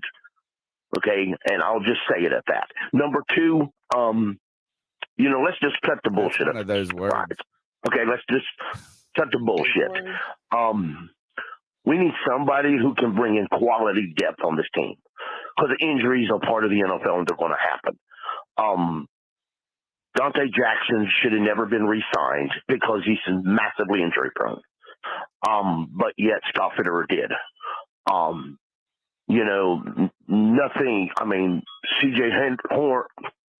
Horn was hurt. C.J. Henderson had to step up. He didn't do it. He had one of his worst games as a Panther. We already know the other guy sucked, but we knew that going in. Yeah. They have a grand total of 5 corners on this roster, counting the old man, J-No, who played very, very little. I know people want to go out and some people are going to want to hire an offensive coach. An offensive coach, to me, is still a stupid idea. Okay? An offensive coach will not win you this game. Okay? Because 90% of the offensive coaches fail as much as the defensive coaches do. And I don't want a bad defense but a good offensive team. That's pathetically stupid. This is that Wilks didn't win you this game either. So he said that the offensive coach wouldn't have won you this game. Well, Wilks didn't win. I mean, and not again, like he's not out there playing. And I don't think I think again that Steve Wilks has had this team looking very well prepared for the most part. Right. I mean, at least formidable and competitive. I mean, really entertaining football in a situation you thought was unmanageable in a means. It's just every chance that he's really had to make this Wilks without question is that the Panthers haven't delivered. Right. They've been an every other week team. All he had to do was bust basically back-to-back wins in one of these recent stretches. I know he had 2 wins in a row. You go back to the beginning, but like just knocking 2 wins out before you even got to Tampa would have made this a lot more interesting. And you would have said, hey, you can't go with anybody but Steve Wilks. Really good call from Panther Pickle there. The Josh Norman, the fact is that I know people wanted more Josh Norman out there, and maybe you should have. I think you should have just schemed with more help over the top for some of these receivers. I don't know like what was going on with theirs. Why did we just see Keith Taylor and these guys one-on-one in this moment? I don't know. I have to go back and look at the plays and see if there was somebody. But the funny fact is that Josh Norman only played like 5 snaps. And one of the snaps he comes in and Greg Olsen goes, I wouldn't be surprised if they go right after J-No and they go here. And Tom Brady goes, nope, I'm just going to at CJ Henderson, bro. I know where my bread is buttered. He just throws another bit. He's like, so not even the cornerback who's 35 and hasn't played football all season, who just showed up. He's like not even the weakest link on the team in the secondary at that moment. Tom Brady's like, nope, CJ, I got you, bro. I got you. CJ Henderson quit twice on 1 play. That's impressive. Actually, that's ridiculously unimpressive. And he's just unimpressive, man. Like, no matter what we want to do is you want to say, oh, he just need the right situation. Maybe he's an introvert. Maybe he's this. Maybe he's that. He's just not good. And he's also not a football player. Hey, if you think me, Tony, and CK are good at podcasting, well, we're trying to be. We've done it for a long time. We're trying to get better and better. There have always been questions on whether or not CJ Henderson even loves football. Does he even want to be doing this for a living? Like we have to be honest about the narrative around him. So yeah, I mean, if you don't want to do this for a living, then dude, you've already made a little bit of cash. Go do some other shit. But if you're not going to take this seriously, then get the fuck off the field, man. My biggest problem is that I mean, like the safeties were non-existent. After the Keith Taylor play, they made the adjustment and made sure CJ was on him, right?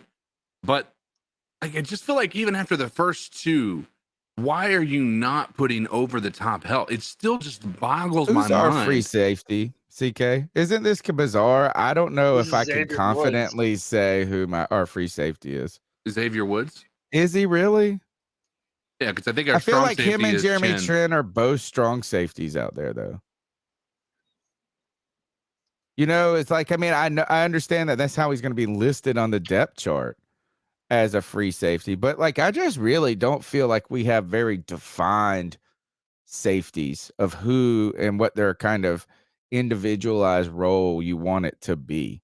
It's just like both of those guys are safeties. They're not corners. They're not rangy, but they are. I mean, like, do you have a rangy guy out there? Isn't that the term that you use for a free safety? Is a rangy guy? A guy can close in on the field. You see CJ Henderson getting torched, and this guy can come 30 yards from hash to hash and get over there and maybe give some help or tackle it. I don't know if Jeremy Chin or Xavier Woods are that guy. Right.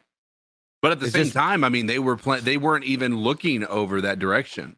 Like when you watch the replay, these guys just run. They weren't paying attention to CJ or Keith when these guys were running just full speed down like they had their eyes this direction. And so that tells me their goal was not to help here. They had an assignment somewhere over here. That tells me there's a coaching problem on that one. Right now, am I sitting there saying that means that we shouldn't hire Steve Wilks? No, but I do think that it's fair to say if that's where his strength was supposed to be is supposed to be is helping to the secondary, and it just hasn't been good. Well, that and you bring in Josh Norman, and he's just plays 2 or 3 plays. Like you told us who's going to play 20 snaps. I feel like I saw him in the game like 3 times. It was ridiculous.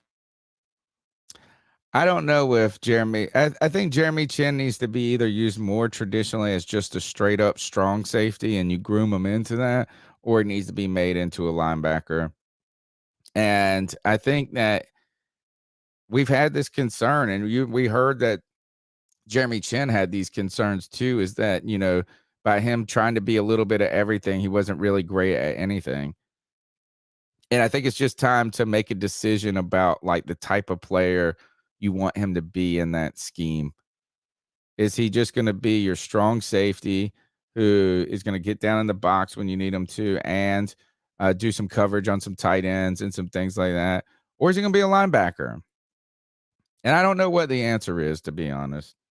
I know a lot of people are calling for him to be moved to linebacker in the chat. Let's go to the next call. Podcast brothers, how y'all doing? Y'all, I am so fucking pissed off right now. There is no way we should have lost that damn game. That game, I hate to say this shit, that game was fucking rigged. I don't care what nobody daggone says. They did not want to see Tom Brady fucking lose. Look at the damn scores out of the first 3 quarters, and then look at the fourth quarter. You mean to tell me these motherfuckers scored 4 times? They put up 20 points in the fourth quarter? Get the fuck out of here, man. I'm like, enough is enough with this bullshit. That's why I can't stand Tom Brady, man. Tom Brady's a cheating ass motherfucker, and the NFL has been looking out him for forever, man. They did not want Carolina to win today, and we were better than his ass. And what the fuck was up with that daggone them 3 touchdowns Michael Evans landed? Where the fuck was the safety help? Where the hell was Jeremy Chin and goddamn Xavier Woods? Where the fuck were they at back there? It was like there was no safety help. It was like corner against wide receiver with no safety help. That's the only reason why the motherfucker scored them 3 times with Evans, man. I'm pissed off. I'm still a Panthers fan, and New Orleans, I think, won today. So we ain't going to the playoffs, guys. We're not. It was fun, though, wasn't it? It was damn fun. Give me your thoughts on that, y'all. Keep pounding. I don't think I actually think today's game was called pretty well by the crew. I don't think that they gave Tom Brady any over generous calls on any. Yeah, so I mean, and a lot of times I could see that is like, hey, the NFL wants these narratives to exist in the world. I mean, so there's been moments where that argument works, but today the Panthers just got beat, and it's kind of. I don't want to say that they beat themselves, because then that just takes away everything that the Bucs did and anything good they did. It diminishes it in a sense. But the Panthers had some opportunities. They just couldn't. Defense couldn't play. Defense just couldn't get it done for 4 quarters. I mean, basically 3 quarters they couldn't. They were no good. And the Panthers needed to, protect the ball a little bit better. If anything, that one call on that punt or that kickoff, that punt, I did think that one was funky business, and it started us back, and it just seemed like, all right, now this isn't going to happen. Thanks for the call, G. Hey, boys, Alex here. It really feels like if we'd have had J.C. Horn, we'd have won this game today. But you got to love all the effort the team put in and how Steve Wilks got these boys playing. I hope to God that man gets his job. All right. Thank you. All right, here's one more part to his call. Hey, boys, Alex again. Sorry, just real quick. What are we feeling on Sam Darnold right now? Because honestly, I would love to see him as a bridge quarterback for Corral right now. Like, he might have thrown a pick, but honestly, that pick was just a slide underthrow, and it was a nice way to stretch the field, and they only got the ball on the one. Our defense let us down on that drive. But anyways, have a good one, guys. I know it's a tough day today. Thanks for your call, Alex. And I'll ask this question to you, Cody. Then we'll turn the mic to CK on it. After this week, would you say that Sam Darnold's and Steve Wilks' stock, and do them individually, not together, but like Sam Darnold and Steve Wilks' stock increased or decreased? I think you have to say Sam Darnold's stock increased. The fact that we put him in at the end of the season and that he was still able to get better and better. He had 341 yards and 3 touchdowns. Like, that is not the performance that did us in. And we can legit look back at this season and say that if you had started Sam Darnold in place of Baker Mayfield, it would have been a better team. And we wasted draft capital to go and get Baker Mayfield. When it comes to so I would say stock up. When it comes to Steve Wilks, dude, it really is hard to say, man. I mean, this game against New Orleans is going to be very important for his long-term future. I think that he has done incredible this year. I am on the record as saying that I don't know what other man could have taken this group of guys and to turn Steve Wilks has. But that doesn't absolve him of some of the boneheaded decisions that he made today. And maybe this is an opportunity for him to grow as a coach. It isn't his coaching staff. It isn't the way necessarily the roster that he might want it to be. So it's hard to say with Steve Wilks. I'll have to say down, considering that we were talking about you have to have Steve Wilks be your head coach. But now, today, after some of these decisions, I don't know that it's as cut and dry as it was before. CK? I think Sam Darnold, absolutely, stock went up. every single game this year, it feels like he's gotten better and better and better. And this week, they called on his number a lot. And he limited his mistakes, meaning he had that one interception. He maybe had some missed balls, throwing the ball, but he made a lot of great decisions. And some of the best decisions nobody wants to talk about are when he throws the ball away and he doesn't try to force anything, right? And that happened like in the half. Like, he was basically didn't even have a single incompletion if you take away the ones he had to throw away because it just wasn't there or the pressure was in his face. The dude hasn't been doing it's. I think it's hard to look at what he's done and even just the stats and say the dude doesn't deserve a shot as a starter. If it's here, great. If it's not somewhere else, that's fine as well. But I think he deserves that. Second, Steve Wilks, his stock hasn't changed. He's still this. There's no difference here. I think the biggest thing is his talent wasn't on the field. The talent that had gotten him where he was playing at a high level, they just weren't there. Meaning J.C. Horn, and you missing your other starting cornerback. I think there's some questionable calls that Al Holcomb maybe had as a defensive coordinator, but all in all, I think Steve Wilks. I mean, just think about the last minute of the game, right? They didn't have this offense ran so efficiently. They didn't even have to use a timeout once, right? Then they stopped them again on that last drive. And if things had gone well, if there's a shot that they had to be able to get the ball in the end zone in that final minute. Certain things were just going the wrong way.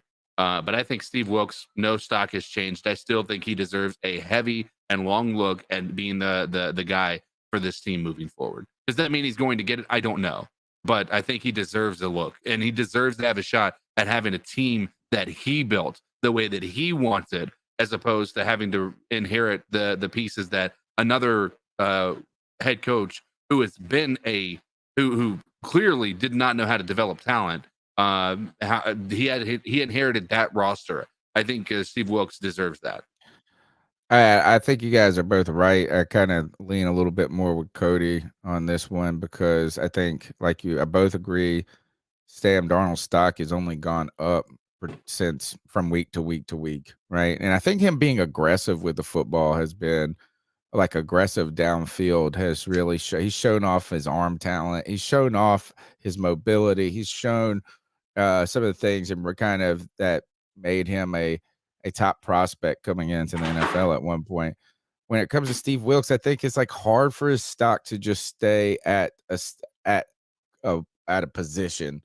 I think it's either naturally just going up and down based on if you win or lose. Whether that's right or wrong, I don't know if it's the case. Right. I mean, I don't know if it's right or wrong, but I just think this is with every win, his stock went up. Right. And with every loss, whether it's on him as a coach or whatever it is.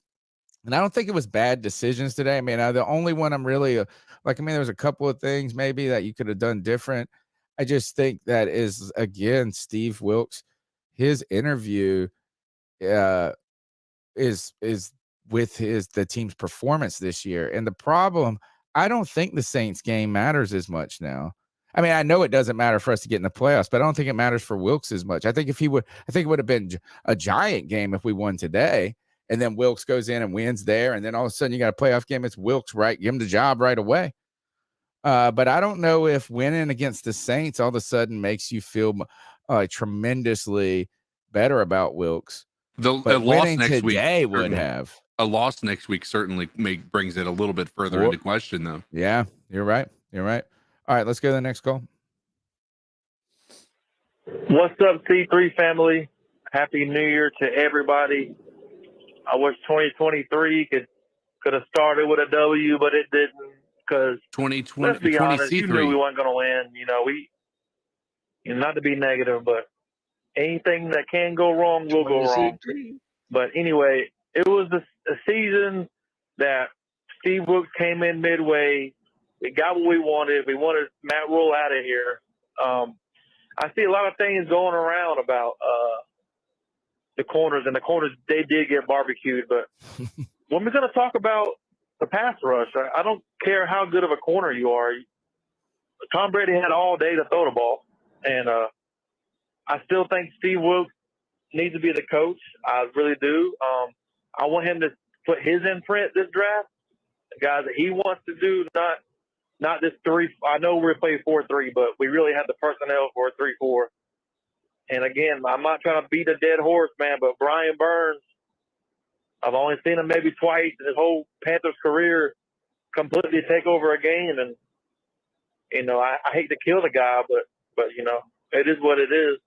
And then everybody that hated on J.C. Horn Do you miss him now? Because I promise you, Mike Evans he had one touchdown the whole season? And CJ and getting barbecued, and Keith Taylor needs to be sponsored by a frying pan company, because that dude was getting fucking destroyed. But anyway, it was a great season all, and everybody, Happy New Year. Keep pounding. Love y'all. Thanks for the call, man. One of the things that's really sad to me about this, about the state of the Carolina Panthers, this is what I was saying, that the line between being a contender and just being a complete and total disaster is very thin for the Panthers. Right. But again, Matt Rule hung his hat on reforming the Panthers defense. He's been out when he was on his little parade of tears or whatever he was doing before he got the Nebraska job. He's talking about how, we had the number 2 defense, which was a lie last year. I mean, it wasn't the number 2. But the saddest thing about this to me is that the defense just isn't very good all around, like overall. There are a couple of good players on the defense, right? You got Brian Burns, Derek Brown, and maybe you could say Jeremy Chin or Frankie Louvu. And there's a couple of good players on the defense, but there's not a group they don't have a good defensive front, like as a whole. Right. They don't have a good secondary as a whole, and they don't have good linebackers as a whole. So there's not even one position group that is very good on the Panthers defense. And that's kind of disconcerting to me for a team that seemingly sacrificed so much offensively over the last couple of years through the draft and whatever it is, that we're just not at a better, our floor is pretty low for being invested supposedly in this defense. I mean, so that kind of bothers me. The number's 252-228-5098. Let's go to the next call. Gentlemen, wow. Well, October, I was playing golf on Sunday afternoons. I gave up on the Panthers, said another sucking year. They won't be active. But they were actually mathematically still alive all the way till January 1st. So that is progress, could say. Gentlemen, what are your thoughts about Cincinnati Bengals defensive coordinator Lou Anarumo? Because the Bengals got to the Super Bowl last year because of their defense. And this guy is a very good coach, good linebackers, which is something the Panthers desperately need. So what are your thoughts? And do you, all three of you, believe that defense wins championships? What are your thoughts? And thank you for a great season, guys. Bye-bye. It definitely does win championships. I mean, defense wins championships. I don't think this defense is close to winning a championship. Hold on. But I think it's fair to say defense wins championships when you have a complementing offense, though. Like the outlier here is going to be the Broncos when they face the Panthers in 2015. But for the most part, when you look at these teams, the majority of people who make it to the dance, they have an offense that's decent, right? Or that's good teams at least above win average. Championships, right? Good teams win championships. The idea that the thing that's tough is defenses do not win championships because defense has been taken out of the game by the way that the penalties are set up now. Just right. My personal opinion. And you have to be a team that has you have to win to win the Super Bowl is a monumentally difficult task, even for teams that have great offenses, teams that have great defenses. You have to win the Super Bowl, have to have moments where each of the team you win in a different way. So you can have a great defense, but there's going to be a moment your offense has to perform more than they've had to for the whole season or something. There's going to be a moment you need the defense to get a stop. Good teams win championships, and you can't. I mean, now you don't have to have a great offense. Well, a great defense and a okay offense can win you a championship, and a great offense and an okay defense can potentially win you a championship. But your team has to be good all around. And I just think it's kind of bizarre that our offense is not the biggest problem now. Right. And I don't it's even so know. backwards. Yeah, and it's like every other year and week. It flips. It flips. Somebody And said we were literally But just like we were talking about how our defense couldn't do anything because we had Baker Mayfield who couldn't convert a third down to save his life. I know. But don't you think that it's weird that we have the same conversation at the end of every year, and that everybody talks about how good our defense is, and It's last not. year they were like, "Oh, we were a top blah blah blah blah defense." I told you all But last year we but were every fraud fan was like, defense. "No, we're not. This defense is not what everyone is making it out to be." And today, it is a living embodiment of that notion. We do not have enough help on the defensive line. We do not have enough help on the linebacker core. Jeremy Chin isn't a safety. We need probably 2 more corners, and We're we not probably really that need talented. we need another wide receiver and another tight end. So it's like there are more holes on this team that we have to address. A ton. Simple. Ton. I don't even know where to start on this defense. Like, what would make the biggest impact next year? Like, I would it mean- be? I mean, so you can't fix everything at once. I know some people. Add a few. Somebody said, you add a few great players to this defense, and then we're really good. Well, you can say that about anything. You know what I'm saying? It's like, I mean, that's a big task. But like, what would make this team better the most next year? And I think it's going to be on the defensive front. Yeah, I think defensive edge. I think defensive end is definitely. They got to be able to stop the run too. They need to be an all-around dude, like a pass rusher and run stop, like a guy, not a one-trick pony like Brian Burns. You just think about this, guys. We have like 6 picks. Is it 6 picks in the top 100? Like, yeah, we have a pretty large amount. It might be even more than that. We have a pretty large amount of guys that are going to be signed to this team come April. There's a lot of opportunity for this team to get better. But right now, the part is I almost reserve myself to stop, not necessarily stop caring, but stop making my opinion about it, because they're going to do what they're going to do. And at the end of the day, we're going to have to eat it. We're going to have to sit here and watch it one way or another. We're going to have to believe that Scott Fitterer knows what he's doing. He's going to draft the guy that he believes is going to get this team to the playoffs or to the big game. I don't know enough about these college prospects to be able to make my decision of who that is. It is very difficult to not look at those quarterbacks in those playoffs this past weekend and say one of these guys don't have the ability to play in this league, because I can tell you those guys were balling and they looked great. Included Stetson Bennett, by the way. Oh God! Well done. He's just gonna go down as like the greatest college player ever. Quarterback 1, baby.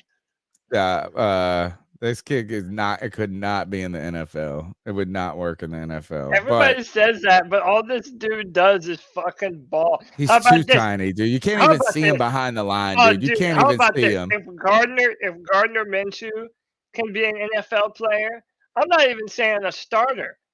I'm saying if Gardner Minshew can be an NFL player, or a guy like Mike White for the Jets, Stetson Bennett is going to play some NFL football. Hell, that might be the next franchise quarterback for the 49ers. You never know.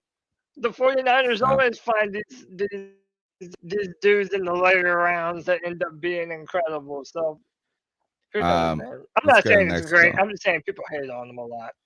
Well, I'm a Georgia. My family's like Miranda's family's all Georgia alum. So we watch them. We cheer for him. I think he's going to go down as like one of the greatest college players, or at least college player stories. If he wins this year, if he wins the championship, it's like a top college career. It's like I don't think Baby seal of approval. Baby loves him. Dude, I'm telling you, he ain't got the half of that mess will not fly in the NFL. I mean, I'm watching the throws. Like, I mean, it's cool. Like, that works in college. He's also 26 years old. And he's like 5'6". I know he's not that small, but he's tiny. He's tiny. Dude. He's not a big dude. Good. You know what? Coolest name, and arguably, I'm telling you, win the championship there. He's gonna be in like the top 5 college career storylines ever. Walk on dude, back to back college national champion. That would be some shit. And what a great last-minute win for the Bulldogs. Their defense was the problem, like the Panthers today. Their defense just was – C.J. Stroud was just fucking torching them, man. He just looked great. He had his best game of his career. He was like this. He's like, I'm trying to get drafted in the top 10. That's what he using said. his legs too. Like he showed mobility. Yeah. And he's not the fastest, but PrizePicks had him at 1.5 rushing yards. That's all they had him for. You know what I'm saying? So like he did everything right. It's hard not to be impressed with what you saw from him. Yeah. I'm kind of the opinion the Panthers quarterback draft might be in 2024. Let's go to the next call.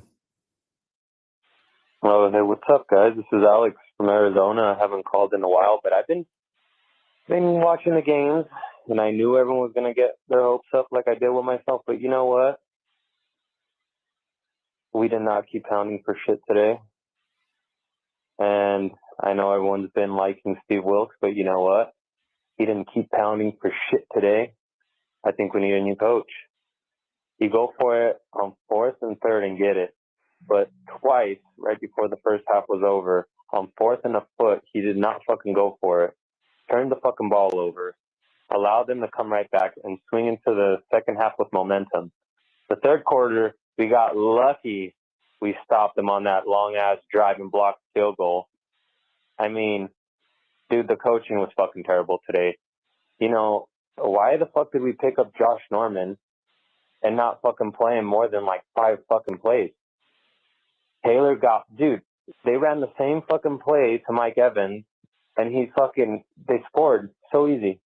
Why are you going to pick up that cornerback? You know, why are you going to pick up Josh Norman talking about we're going to play him about 20, 25 snaps today and fucking play him 5 snaps? It's terrible coaching, bro. 4th and 1 twice, don't go for it. You want to keep Tom Brady off the field, don't give him the damn ball. They give him the fucking ball. They get a momentum swing. They go with the hurry up, no huddle. They score. And then you're not going to win with turnovers. Bad calling today. We went to the air way too many times, turned the ball over, didn't keep it to the ground, had no run game. They made us one-dimensional. They made us throw the football. And guess what? They know they're going to get some turnovers, and they got them. Now look at us. Oh, man. Well, better luck next year, guys. Keep pounding. Thanks for the call, man. Let's keep rocking. How's it going, y'all? This is Cody, man. I called back maybe a season ago when we went through all that Matt Rule crap last season. But, I'm not mad about the game. I mean, letting Mike Evans they were kind of disappointed, but it is what it is. Wilks is my head coach. I feel like he gets the job. And who knows, if we started with Wilks this season, then our season would be continuing right now, even after the loss. But, heartbreaking loss, but Tampa's, first round exits in the playoffs. But yeah, we saw them get back in touch with y'all. Keep calling the boys. We'll be back next season. Peace. All right. Thanks for welcome back, man. Welcome back. Thanks for the call. Let's keep going. Hey, my name's Nico. Been a lifelong Panthers fan since '95. I'm calling to talk about why Wilks put us in a better situation than Rule ever would. Rule would always take a timeout to stop a delay a game, but Wilks let it run, which is smart because then we had all 3 timeouts and even a chance to win the game at the end of the game. If that was Rule, I mean, there'd been no chance for winning drives. So, yeah, that's just a small example of why he's been so much better as a coach. Thanks. Hey, I want to respond to this if that's cool with you. Yeah, go ahead. So if you're a Panthers fan, the only thing I challenge you, and it's going to be so hard because we've been dealing with mediocre coaching for the past few years. Do not look. I love Steve Wilks, but if you're grading him based on what Matt Rule did, that isn't going to be a ruler of success, right? Like just because he is 3 times better than Matt Rule, like we want him to be better, or we want him to be the best coach in the NFC and the AFC and the entire NFL, right? So do we see that being a possibility with Steve Wilks? Do you think you look at Steve Wilks and say he is a guy who is going to take you to the Super Bowl? Like, if you feel that way, then let's go after him. But I think what we get and what we've had, it's sort of like the quarterback play too, right? We've seen Sam Darnold play really well the past few weeks, but he's still not like playing top 5 quarterback play, right? You still kind of want to get that guy that can win the game at the end of the day and actually put up those numbers, similar like Brady did today, right? That's what you hope you're going to be getting. Sam Darnold could end up turning into that, but like we've been so accustomed to horrendous quarterback play, that when we see okay or above average play, we're like, oh my God, this is the greatest thing we've ever seen in our lives. And I'm guilty of it. And a lot of people in chat are guilty of it. But the same thing with Steve Wilks. We've been so accustomed to horrible coaching. We see above average coaching and we're like, oh my God, this is the guy moving forward. Let's take Rule out of the equation. And if Rule is out of the equation, if you really feel that way about Steve Wilks, which I lean towards that way, I feel that way about Steve Wilks, then at that point in time, I think we can 100% say that he's the guy moving forward. I think he's done well. I would just say that situationally, he hasn't made like any super errors. We have looked composed. He looks composed, so he's done a lot without a lot. I think I would like him to have an opportunity because I want to see what he wants this team to be. Right. I want to see what he does with an entire offseason of getting guys ready, going through the draft process, getting the guys that he wants on this team and seeing how he builds it up. Because I think that is going to be way more of an indication of what type of a coach and if he's going to take us there or not. The only thing is like, unfortunately, Matt Rule, his contract set the precedent for how much you pay a coach here in Carolina. And is Steve Wilks going to accept less than Matt Rule got paid? Because I sure as hell wouldn't if I'm him. I'm like, I did better than him for the 3 years for half the season than he ever did here. I think I deserve to get paid more than what you thought he was worth. I think not winning today means that they're going to go and get an offensive coach. I think that Wilks probably has I don't know what the word should be, deserves the job. I don't know if I'd say that. He's done a lot to show that he could be a very good head coach in the NFL. But I think too, part of your history of ownership is going to dictate who your next hire is. And I think what Matt Rule exposed is having a guy who isn't really great at any one thing is a liability in a certain way. And what I think is that Wilks falls into that category too much. Is like Wilks' greatest attribute is kind of the steady as the hand, but he's not like, he's like an offensive guru. You can't even really say he's a defensive guru or something. You know what I'm saying? Like, I mean, he's good.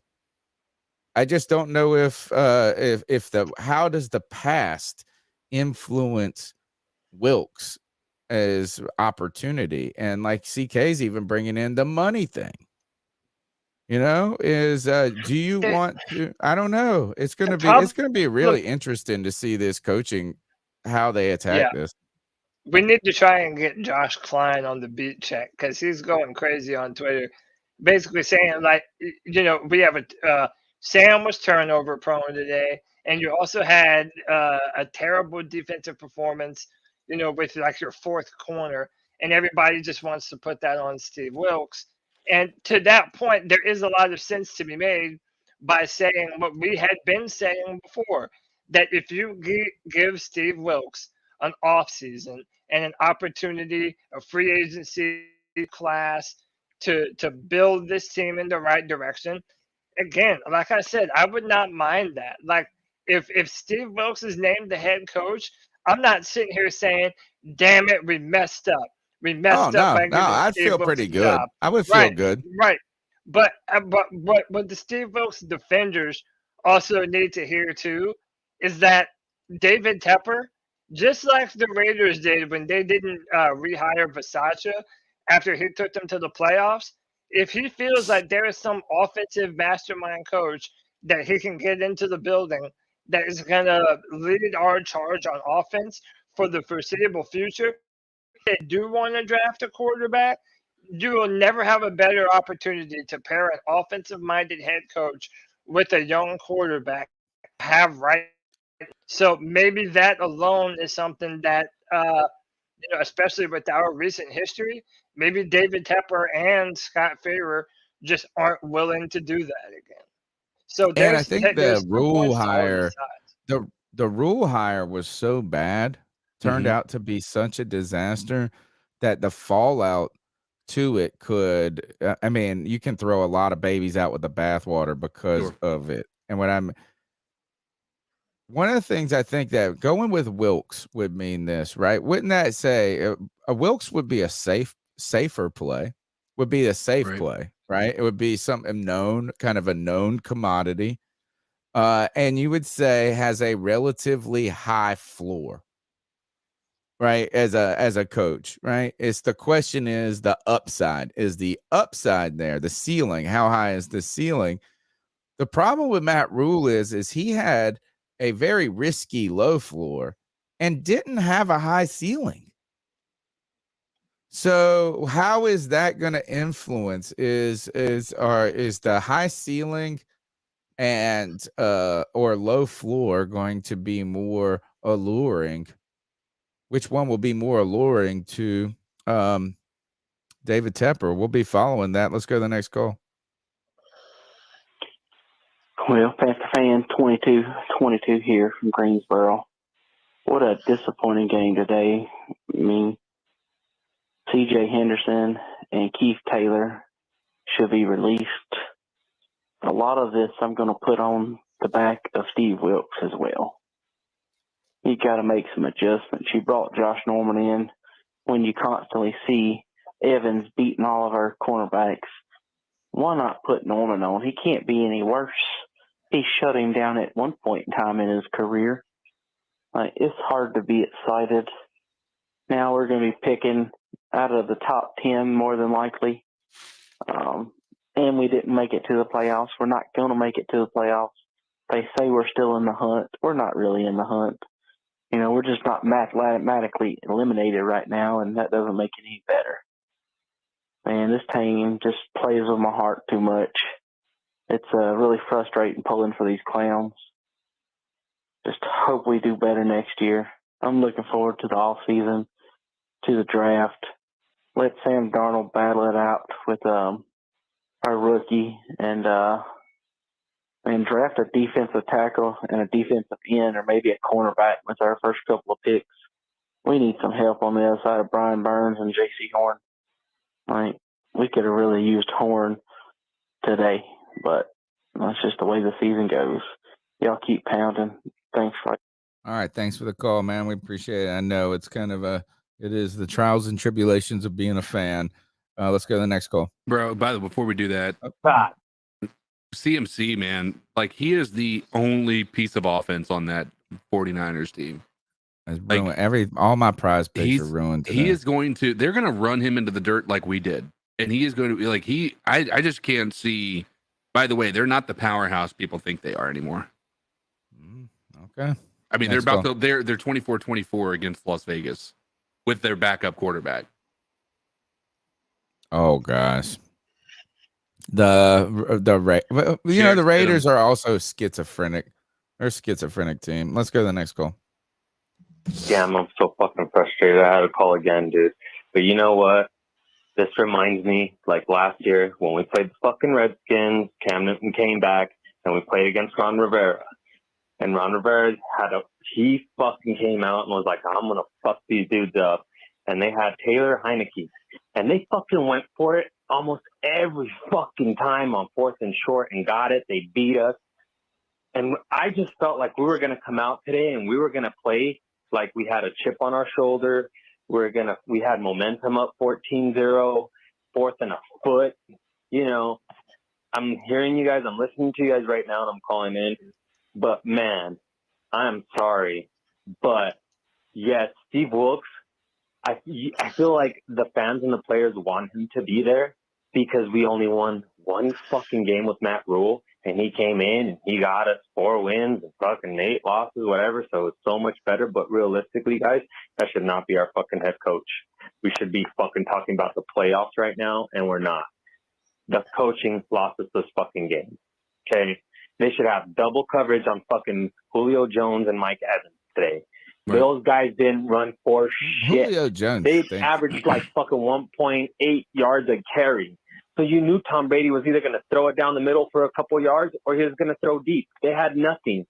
And we just couldn't fucking get the coaching. We did not drop the ball on defense.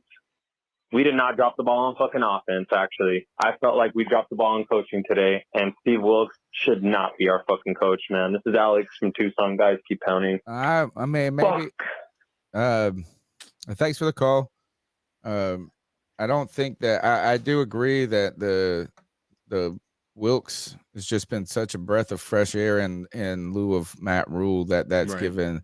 That's one of the things you could be emotionally. I mean, it's a good storyline to him and some different things, but like when it comes to coaching, I don't think it was just coaching that lost us this game. I think the defense played poorly. But then if you do want to talk coaching, maybe it's not only Wilks in this case, it's the Al Holcomb, who's the defensive coordinator. And the question is, if you do go with Steve Wilks next year, will McAdoo return as offensive coordinator? Al Holcomb is his boy. That was his defensive coordinator when he was in Arizona. He's been tight with him. I mean, they're friends and kind of in it together. Right. They have that tight relationship. Will he automatically come back? So I don't think it's ensured that Steve Wilks is necessarily enshrined as the coach. And he should be, like you said, I think, CK, you said it well earlier, is that he should be given a real good hard look, but you can't only let your kind of post-rule happiness guide you have to think with your head and not your heart. And I got to say this, guys, you said, Cody, I want to ask you one question, and then we'll go to the next call. You said that next week was very important for, was it Steve Wilks earlier that you said that? Yeah. Am I wrong? Like, I think the worst thing to do, I don't think the Panthers should win this game. I think I think that winning against New Orleans next week would be kind of like winning against Washington was in Rule's first year. But even it wouldn't worse. be that bad. No, it wouldn't be that bad. We dropped down to like down to like 14 or something crazy like that. Or it was something really bad. First is that the New Orleans is going to leapfrog us in the draft, and they don't have a pick. So Philly's just going to get another top pick. Right. If that's the case. But really, wouldn't it be, I mean, wouldn't it be nice to shake out if we could move somewhere from 8 to 6 or 5? Wouldn't that make it a little bit better situation in the draft? I would think it would help a little bit. It wouldn't hurt. I think moving to 12 would hurt more. But see, that's the thing. Like, now we're doing this thing as, oh, we should lose to protect the draft pick. And it's fans, not only do certain fans hate that, but even the fans that do want us to do that, good luck. These guys are all playing for something. They're not just going to go out there and just put out a piss poor performance. Right. And part of the reasons why I said that about Steve Wilks is, yes, every game going forward is a part of his job interview. And it's important for him, but it's not good for the Panthers to win. Yeah, but how are you going to lose? Like, no one's going to willingly lose the game. No, so, but like, wouldn't it be nice to lose by 1 point? If you're talking about draft position, at this point, since we're not competing for anything, a loss for us objectively would technically be better. However, seeing how this Panther team is, now that nothing is on the line, I fully expect the Panthers to win next Sunday. I mean, that's every other real. week. Every other week. And how about this? Is that if the Panthers don't win, does that preclude Wilks from getting the job? Does that kind of, what could happen? Would losing 2 in a row for Wilks at this moment, would that put him out of the running, or would his stock be just the same as it was after this week if he lost in a competitive game next week on the road? I think all of those same arguments still apply to him. That the roster is not good. Right. You have bad corners. You need another linebacker. You need another DN. We have so many other needs that I just think that Steve Wilks was having to do a lot this season with not a whole lot to his name. We needed to steal one today. That's going to be the argument for Steve Wilks going forward. Hey, Roosevelt Mongo gave us another $5. And this is something to talk about, too. The NFLPA filed a grievance against the Panthers. For Shaq isn't happy. He wants the grass back. And, yeah, this is something that happened, too. The Detroit Lions, they were complaining dude, it was all over social media how much the were complaining about the turf when we played them. And even though, you can say, okay, they're being a bunch of whiners, dude, this is our home field turf. If the turf is not safe and comfortable for our players, then yeah, Moneybags needs to pony up and make sure that this field isn't going to hurt our players. And the Lions play on turf at home, so it's not like they're a grass team that play, right? Right. So they're like, hey, this turf sucks, and we got turf. Yeah. So, dude, I'm happy that the NFLPA is fining the Panthers, because at the end of the day, it's going to go to Tepper, right? Unless They're fining him. Well, they're fighting him. They're fighting. Fighting. Okay. All right, let's go to the next goal. What's up, C3? Noah here. This game just makes me so mad. And I was gonna say, CJ Henderson, really, all you had to do was not let Evans catch the ball. Literally, he scored 3 times on you on the same dang play. Same play, and he scored. Come on, Carolina is just so bad. They're bad. Literally, this game, we had it in our bag. But once the defense started to fail, I don't understand.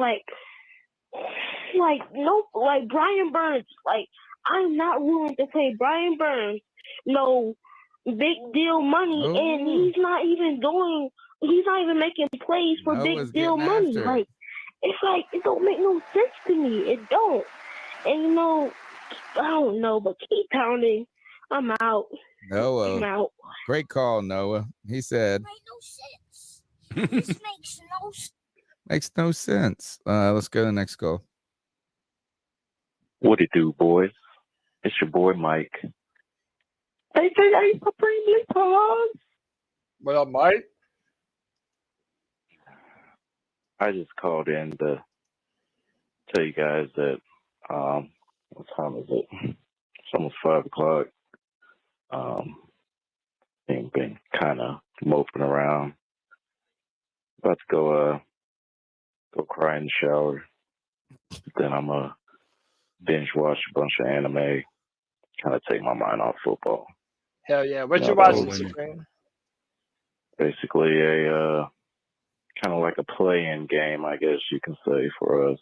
Kind of like what the NBA does, and didn't happen the way we wanted, but it is what it is. Got to keep our heads up, keep pounding. Like the mantra says, look forward to next season, even though we got 1 game left. Yeah, but oh well. Anime will hold me over until the next year. It's all good. Peace out, boys. Keep pounding. Yeah, when it comes to Shaq Thompson, I don't really care if he's happy or not at this point. I don't think he's going to be with the Carolina Panthers in the future. Who cares what he thinks about the field? This is a good comment from Graves. Can you guys even remember one game where Luke or TD's name wasn't called when they played?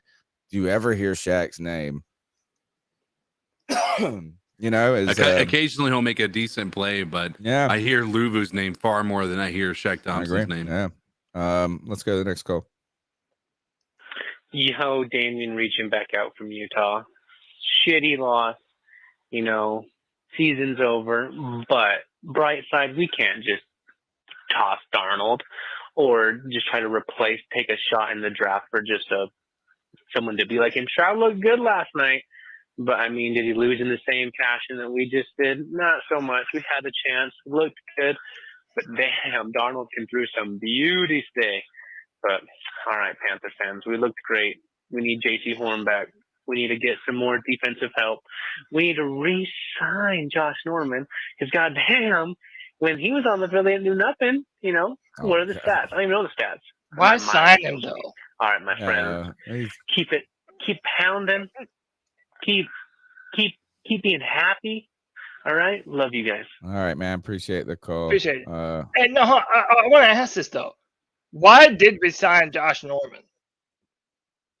Really? I think it. For what? I don't know, honestly. I really don't. Like, maybe they signed him and they got him in practice and he was looking all right, but maybe he just wasn't performing or picking up on the defense as well as the other guys were. I don't know, man. I thought the same thing.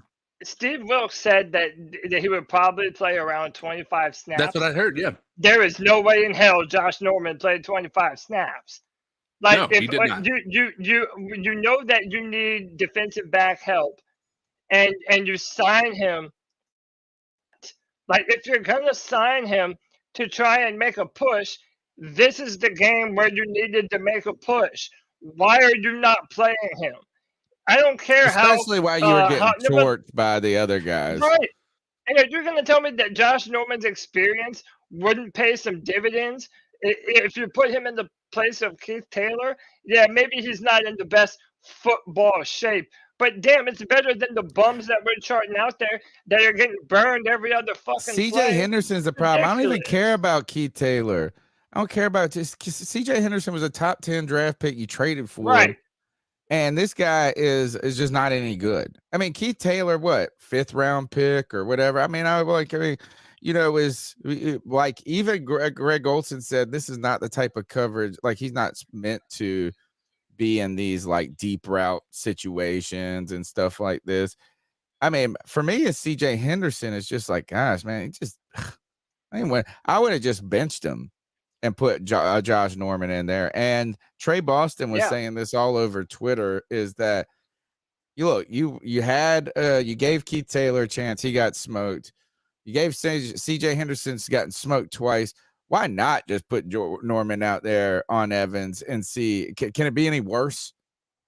Can it be any worse? Is that at the very end of the day is maybe, I just would have benched CJ Henderson after that one play.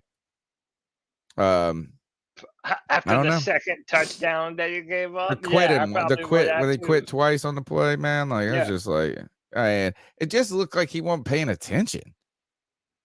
All right, next call.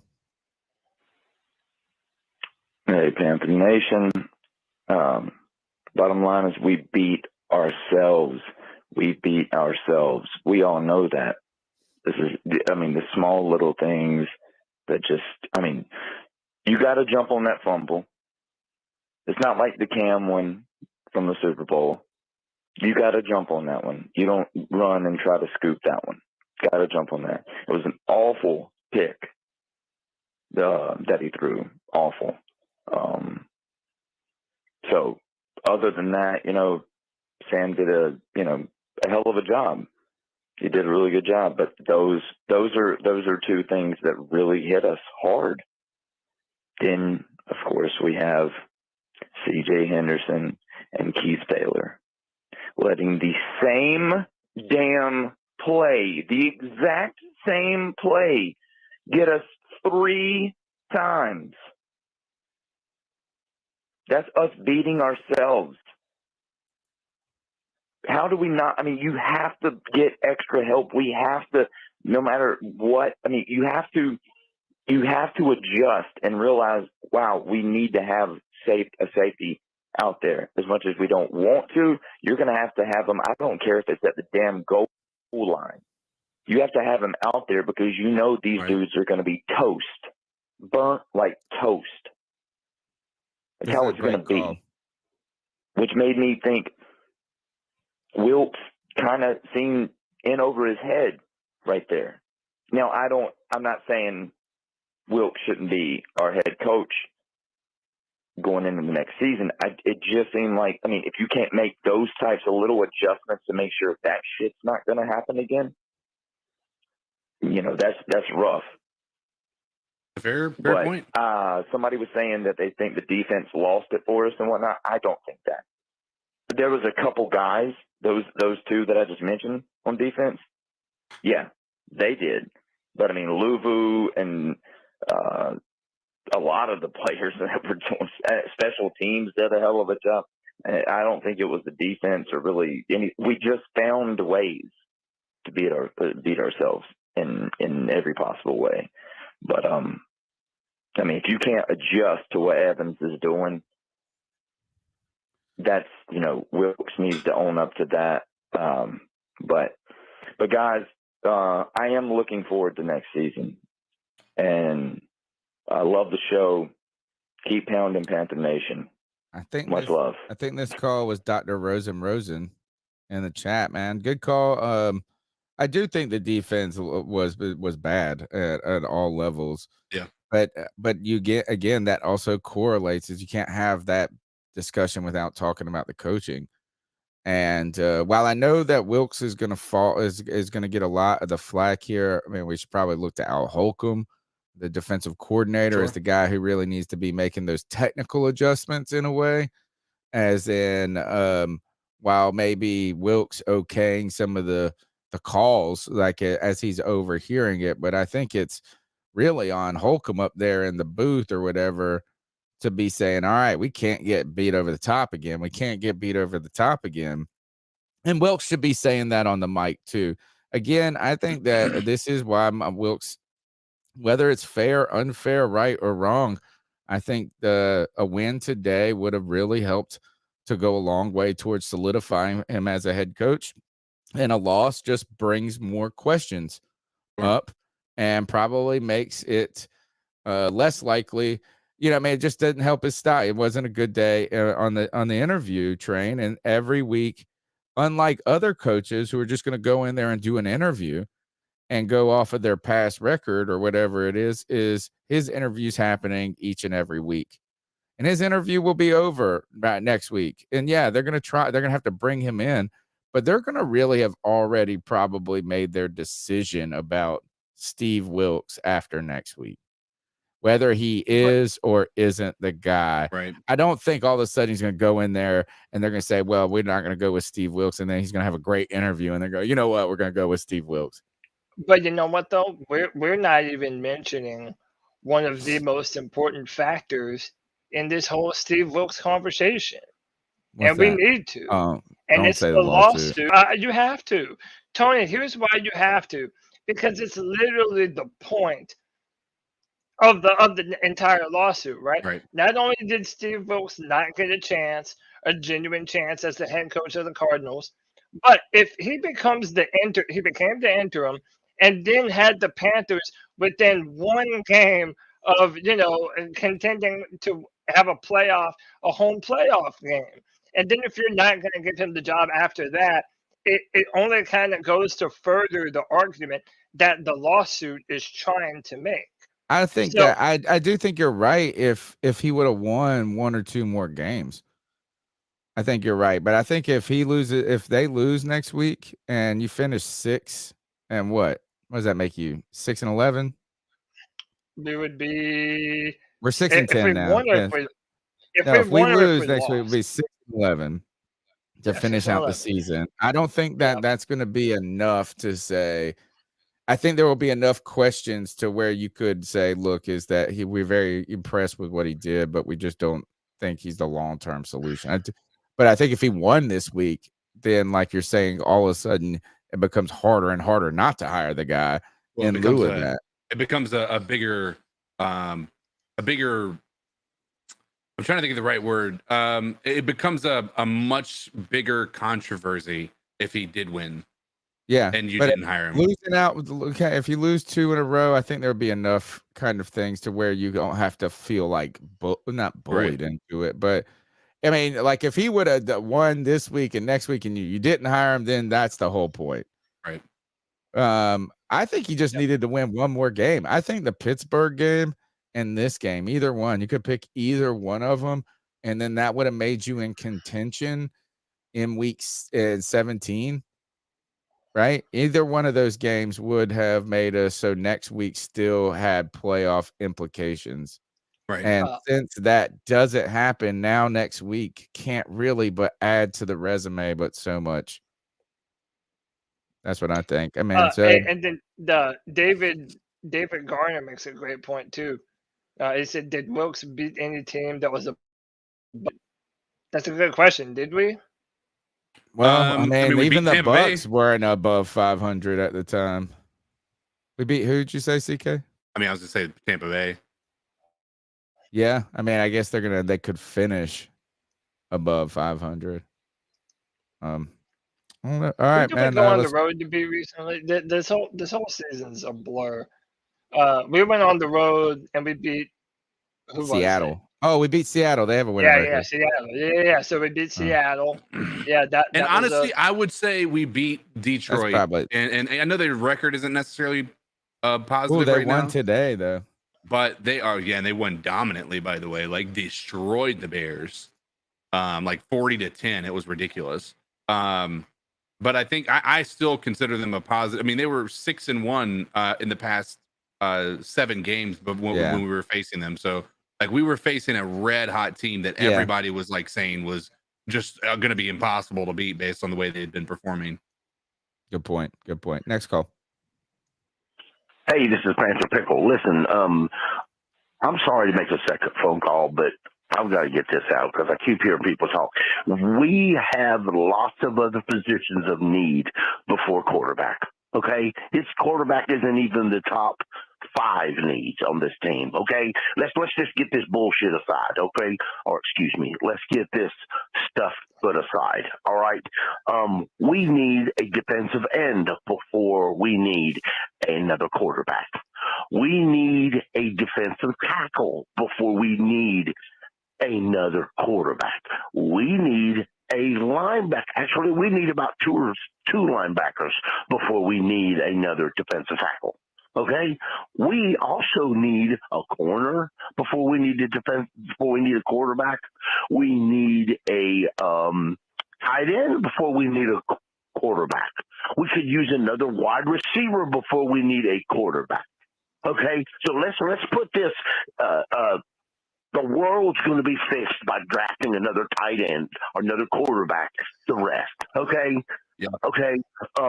It's a very lame excuse, and it shows that you don't really have a full knowledge of the game of football if the only way you're going to fix a problem is bringing in another quarterback. And also about this, hey, some people got going around on Steve Wilks. Let's be real freaking clear here, okay? We got to get an offensive coordinator. We got to, okay. Last year, the Denver Broncos went out and drafted or signed them an offensive coordinator so they could make him a head coach, and they brought in a free agent, a top-level free agent quarterback. And how the hell that worked for them? How the hell did that fucking work for the Broncos? Exactly. Well, now, the Colts, a few years ago, they went out and got them a real good offensive-minded guy to be their head coach. How the hell that worked for them? How the hell that worked for that bullshit? Okay, so, all right, it didn't work out so good, did it? Okay, then, all right. Just because you go out and get a guy that's got offensive coordinator beside his name, don't mean he's going to be freaking good. True. All right, thanks, Panther. True. I mean, Hey, C3 Podcast. This is Daryl Hardy. I'm from Raleigh, North Carolina. Thanks for the call, First Daryl. and foremost, I love your show. I think you guys put out man. great content, and I just really love your show. Man, we appreciate it. One of the first things I want to say, sometimes I feel like it's agonizing being a Panthers fan. Sometimes I feel like you could spot us 10 points at the start of every game, and somehow we would find a way to squander it. With that being said, that's just me feeling a little salty right now. I'm disappointed in Steve Wilks. I really thought he would have changed the defensive coverage to have safety help to help out Henderson after that second big touchdown by Mike Evans. And I didn't see any adjustments made.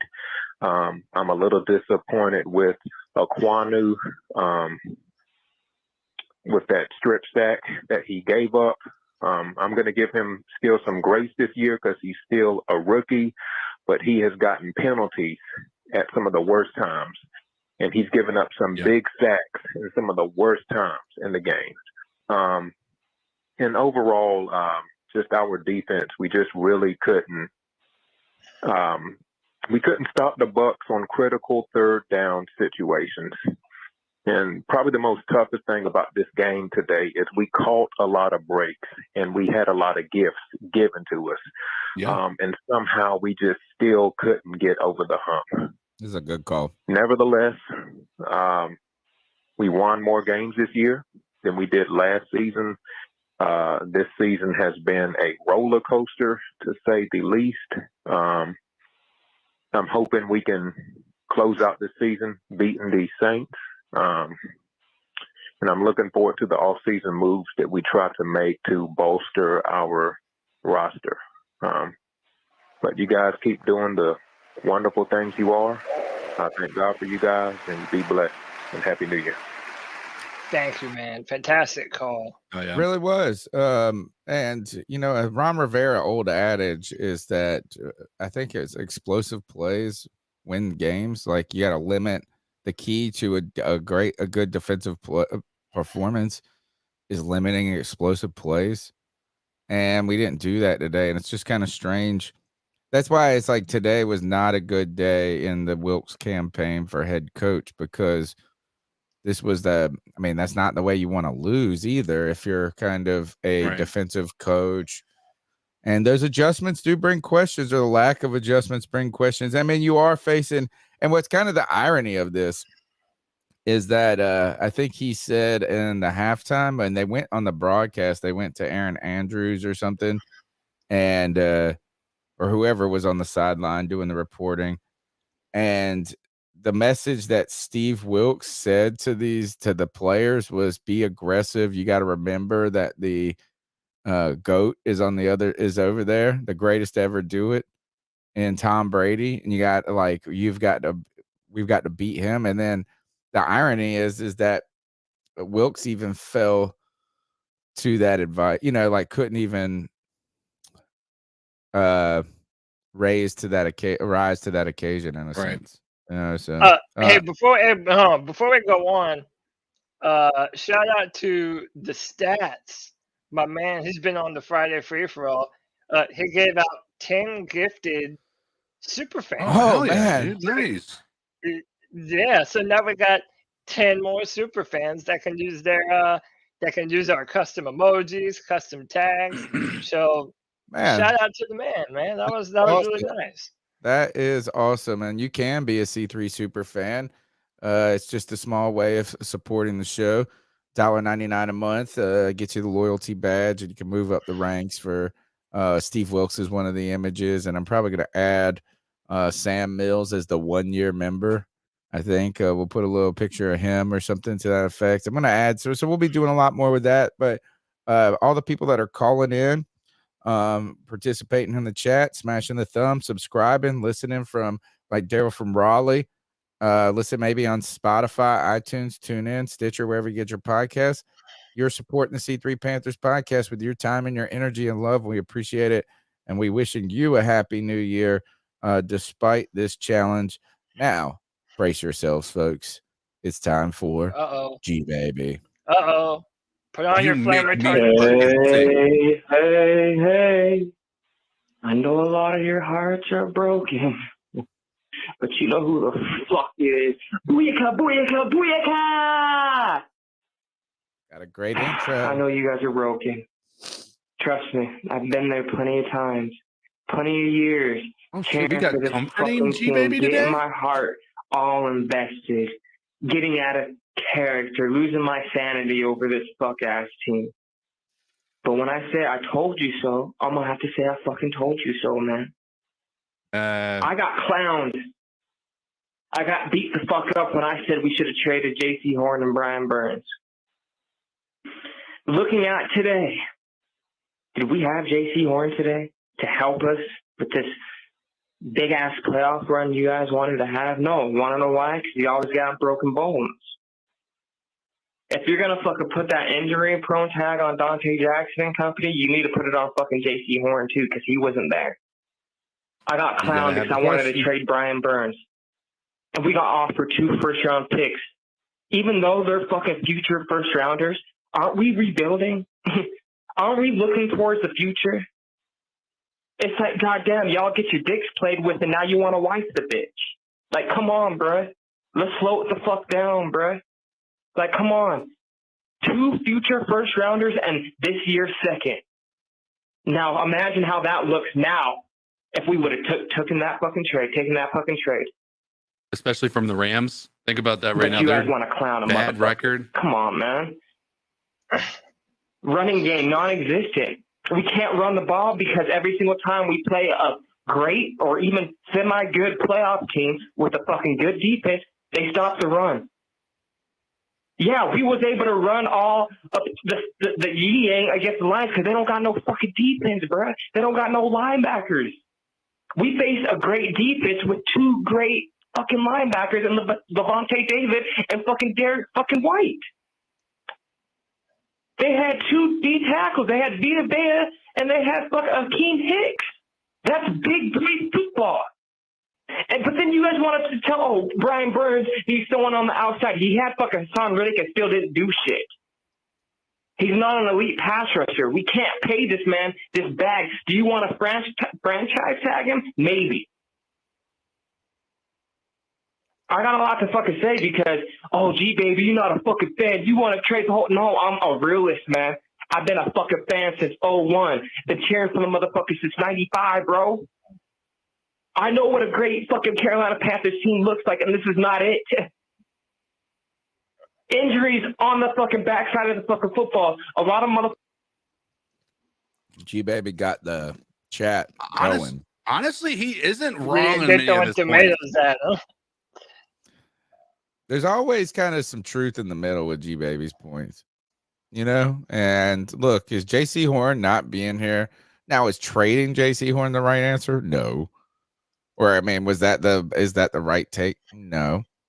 But asking questions about, man, look, he just wasn't there. You said availability is a big deal, and it would have helped today. He has got something. There is something to be said with that run game. With that is like, I don't know. I thought I didn't think the offensive line was that bad today. I didn't think they were like dominant. Like, but he's right. It's like you run on the Lions because they do stink. And you went up against a team that's better suited to stop the run with the Tampa Bay Buccaneers, right? From their linebackers to their front 4. They're just better built, and Todd Bowles is going to have that team to do that, I would think. So, and then there have been people who are saying, like, I mean, there have been questions about Brian Burns. Is he a very good player? Is he an elite player? And then I didn't think about this, though, is I hadn't thought about the franchise tag with him. I wonder if that is the route to go. And is that the route to go, though, actually, or does that just punt it one more year? I mean, it still punts it one more year. To franchise tag for who? Brian Burns. Maybe if you franchise tagged him and drafted a defensive end at like 8, and then you could see, man, what if we maybe get that guy and this tandem could work together, and then you sign Brian Burns the next year?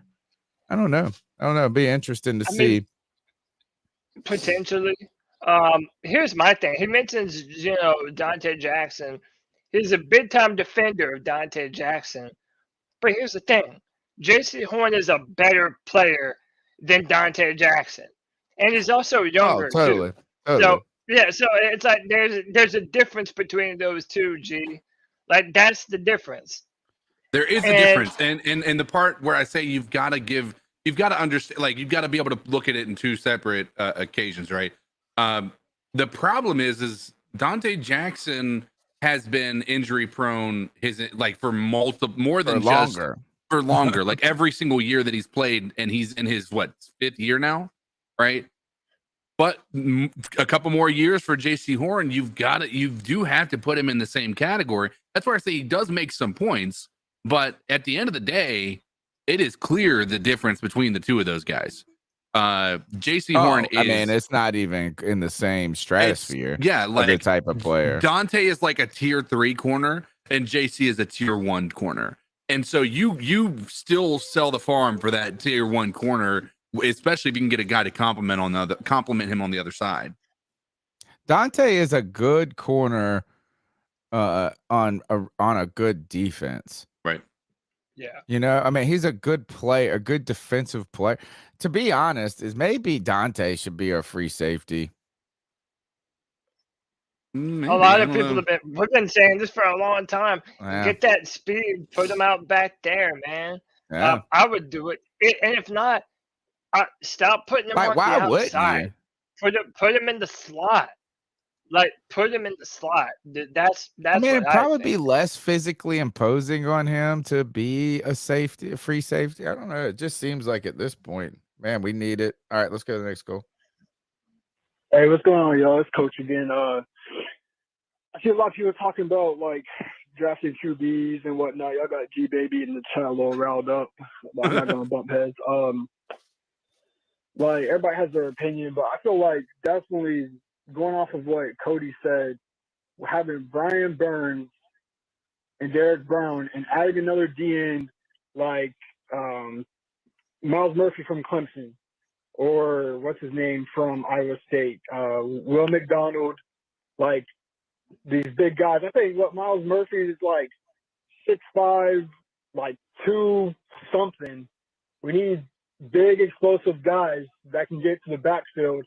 And imagine Miles Murphy coming on the one corner, Burns on another corner, and Brown coming through the gut. Like, we need to fill those D-line gaps. We need corner help. We need linebacker help. I just feel like there's so much holes in our defense right now. I mean, I'm not even going to add to the C.J. Henderson because we all have our feelings about that and have our own opinions about it. But, like, we need help. There's no point in going and get, number 1 prospect quarterback and trying to trade up all the way to pick 2 when it's not going to happen. Those quarterbacks are going to go boom, boom, boom, boom. Like, our best bet is best available on the defense because we got gaps in almost every position on the defense. But that's just my opinion on the draft. I think we can do a lot in free agency too, whether that be filling in the corner position through free agency, drafting for our D-line or linebacker position. But I don't know, y'all. I feel like we have a lot of room to work with going through free agency and the draft. But everybody got their heads down, bro. We have a lot of room to improve, but I feel like with what Wilks did through the small amount of time that he was here, like, he showed that Matt Rule is a damn idiot, and that I don't even want to talk about Baker. Sam Darnold should have been starting. I know he was hurt and whatnot, but next year I say Sam Darnold's our starter, have Matt Corral work behind him, and then eventually through the season put Matt Corral in that leading position and see what he can do. I mean, we got him for a reason. We got to see how he can ball. I mean, he didn't even get a chance. He got hurt, right? So I feel like we got to see with what our youth has to deliver to us, and if it ain't it in the next couple of years, and then go crazy in the draft, you know what I mean? And get that boy from Michigan or something. I don't know. Let me know what y'all think about that. I'll catch up boys later.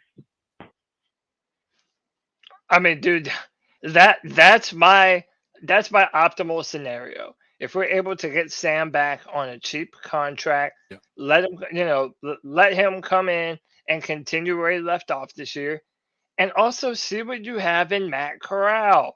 We traded. This man has a big time arm. He is really fast. He had 11 touch rushing in the SEC year at Ole Miss, and he's been putting on muscle, putting on weight. if people are worried about the Liz Frank, Travis Etienne, the running back for the Jacksonville Jaguars, he broke his Liz Frank in the preseason last year. And look what that man's doing this year. He's a 1,000-yard rusher playing running back. Like, people are so afraid that he'll never recover from that Liz Frank. Dude, he's a young guy. He's not some old timer. He'll be fine. Right. I just want to see this man get a chance before we cast him off for a bag of chips. I mean, that's really all I want. And the truth of the matter is, I know that all you freaks want is to come here, get your therapy session, and without broadcasting it to the world, shamed a little bit. And that's fine, dude. I'm not even judging. In fact, I want you to get the things that you want.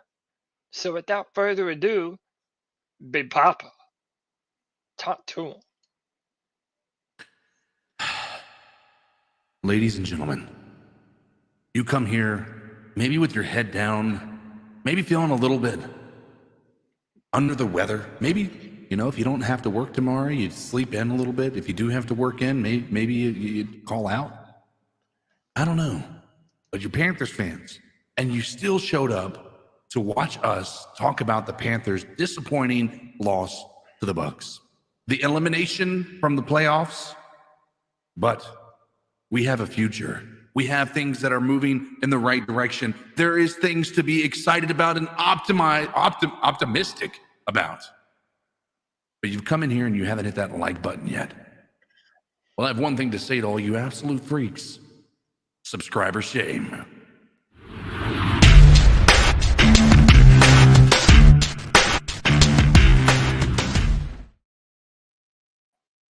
And 77 people strong, 110 thumbs up. Listen, y'all, hit that like, hit that subscribe, hit that notification bell for every single time the C3 Panthers podcast goes live, man. We might not be able to directly affect what happens with the Panthers, but you can definitely affect what happens with the C3 Panthers podcast. Hit that like button, hit that notification bell. That helps us be seen by as many people possible. We're trying to grow our Panther fan community. And listen, it didn't happen this year, but eventually, boys, we're going to be doing this podcast in the playoffs, damn it. It's going to happen. It is going to happen, but we got to buckle up. We got to batten down the hatches for the long haul. Panther fans don't run, baby. We keep pounding. So if you have that same energy, keep pounding that like button for your boys. Let's go to the next call. Hey guys, it's the growl that makes him howl, aka Joey the Blind Panther. And it was a very entertaining game today. I will say that it was super entertaining. The things that the passes that Sam Darnold was actually able to throw, despite the fact that Sam Darnold returned slightly to his true form had 3 turnovers. Debatably he had 3 turnovers because some of them probably weren't his fault. But when Sam Darnold was asked to, now he didn't win us the game, but when we had to pass the ball, okay, he did it. He was able to show that he could pass the ball and that he can get it done. The thing is, I want to echo what a lot of people have been saying, our defense. Where the hell were they?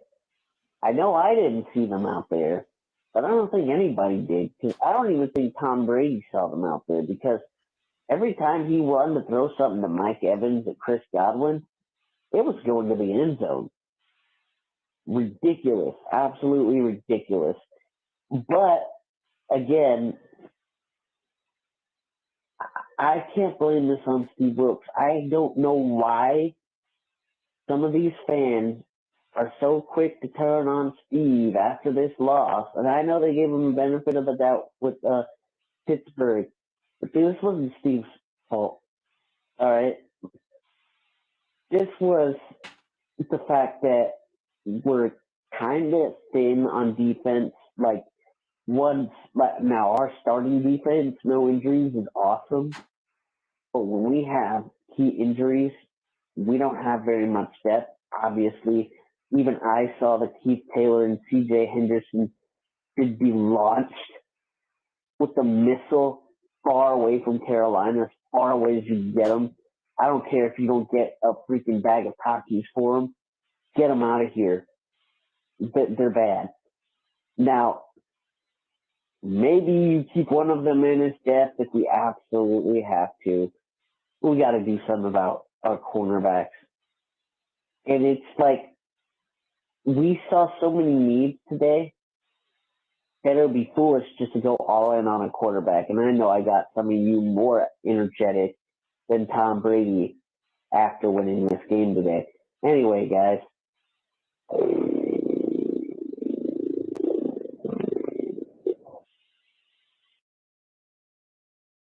He got cut off. Oh no! Oh, Joey, you have to call in. He got another. Okay. Hey guys, it's Joey the Blind Panther again. Only called up because I got cut off doing my roar, but now that I had to call again, I'm just gonna elaborate on what I was gonna say. He's gonna make us wait longer. We really shouldn't go all in on a QB this year. I think if Sam Darnold has a full off season with Steve Wilks and whoever the offensive coordinator Good things is, come to those who and wait. we don't do any of this stupid competition bullshit that took reps away from everybody, really, except Baker Mayfield, because everybody knew what was going on. But if we don't do that, and we can have Sam Darnold and Matt Corral, I think we'll be fine at quarterback. Honestly, with our offensive line, with our quarterback, maybe we could stand to pick up another wide receiver. That might help too. Maybe another running back. Although that's the one position we have a lot of depth at. But all we really need a lot of defensive help, and we could stand to have another wide receiver. We could look at a quarterback, but cut him off don't again. get too excited. We have more needs than that. Anyway, guys.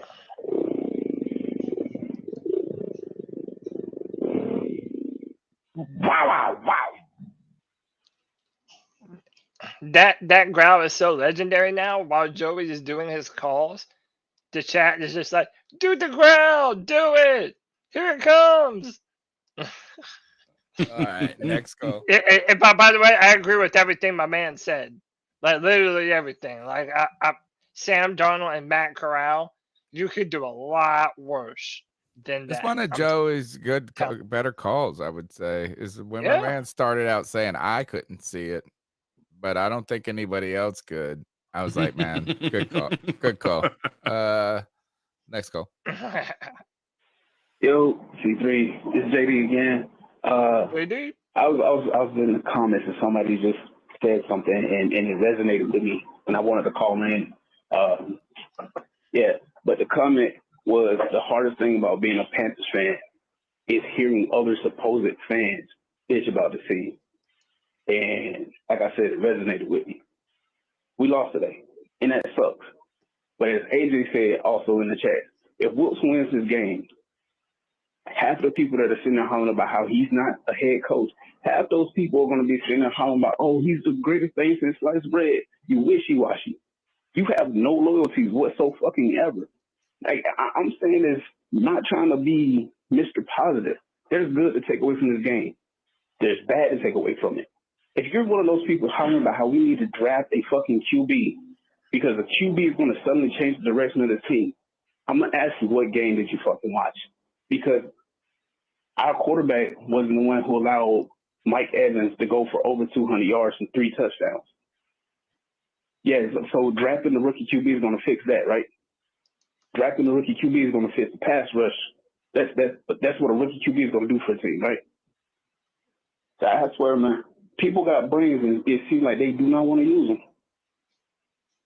Bitching about the team and the state of things when there's positive to be seen, but you don't want to speak on that. All you want to speak on is the negative.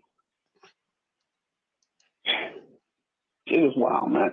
And another thing I wanted to say, it wouldn't have mattered. I feel like it really wouldn't have made a huge difference if we committed more to running the ball this game. Because when you look at Mike Evans' 3 touchdowns, they were over the top. They were explosive plays. So we could have fucking had a 15-play, 9-minute, 10-minute drive. If our corners and our secondary isn't covering the way that they should be, and they just hit Evans over the fucking top, it wouldn't have mattered if there's 5 minutes left in the quarter. Yeah, man. I am ignorance enemy. So the moment I feel a groundswell of ignorance, I have to speak on it. Panthers fans, stop being ignorant, please. Keep going. I think this, though. The chat loved that call, by the way. Chat loved that call. And I didn't. You know why? Because I'm a contrarian. I'm a contrarian by nature. No, what I think is that his position is just the opposite position of someone who says that a quarterback's like not one thing is going to fix this team altogether. Right. So I think it's kind of a tough discussion. If our qualification for a winning argument is one piece fixes this team, then that's just not going to happen. I don't care.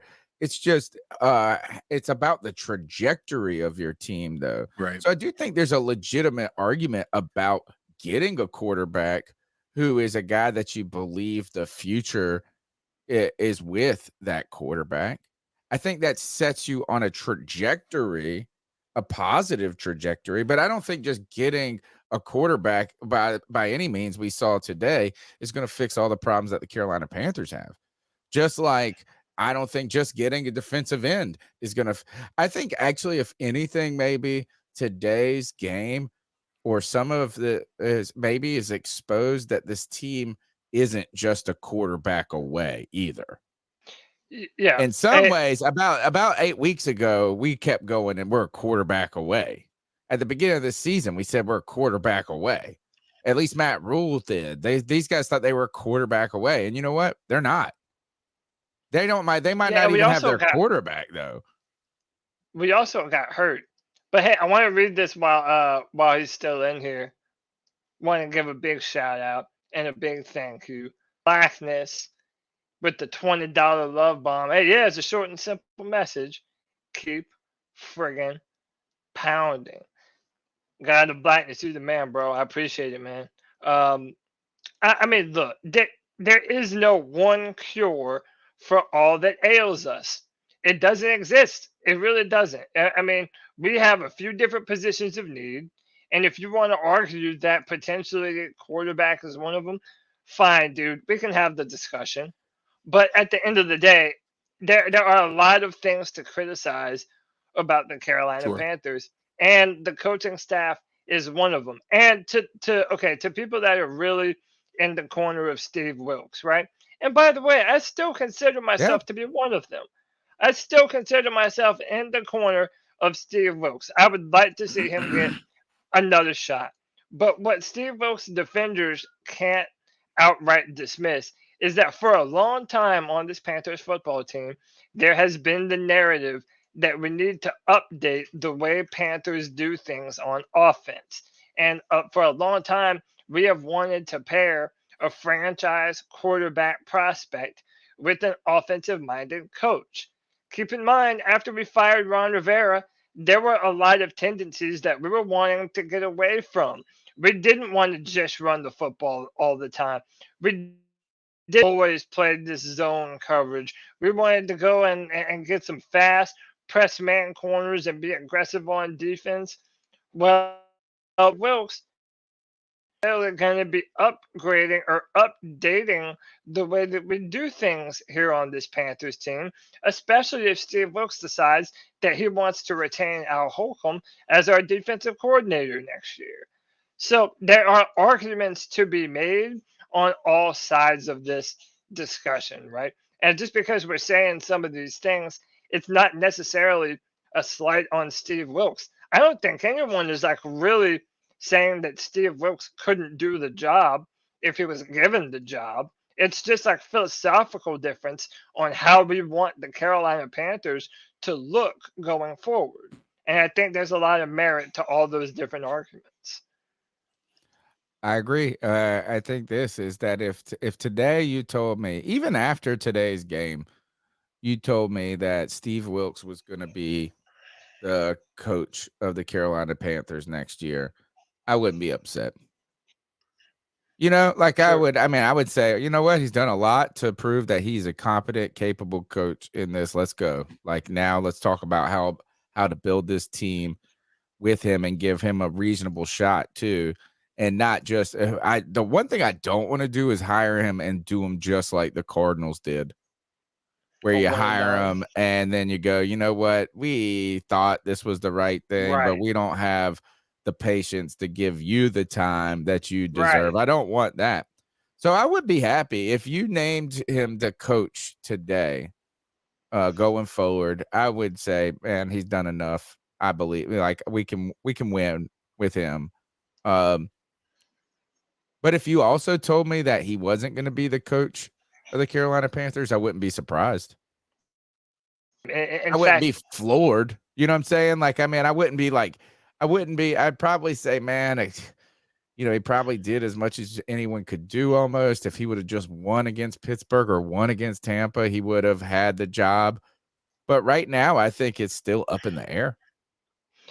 Yeah, and if anything, if I'm a betting man, if you had to ask me right now, like just what I'm feeling, I kind of don't think he's gonna be the coach. That's how I felt. I think he had to get to the playoffs and force Tepper's hand. Yeah. Today was his day. If he wanted the job, he had to take it today.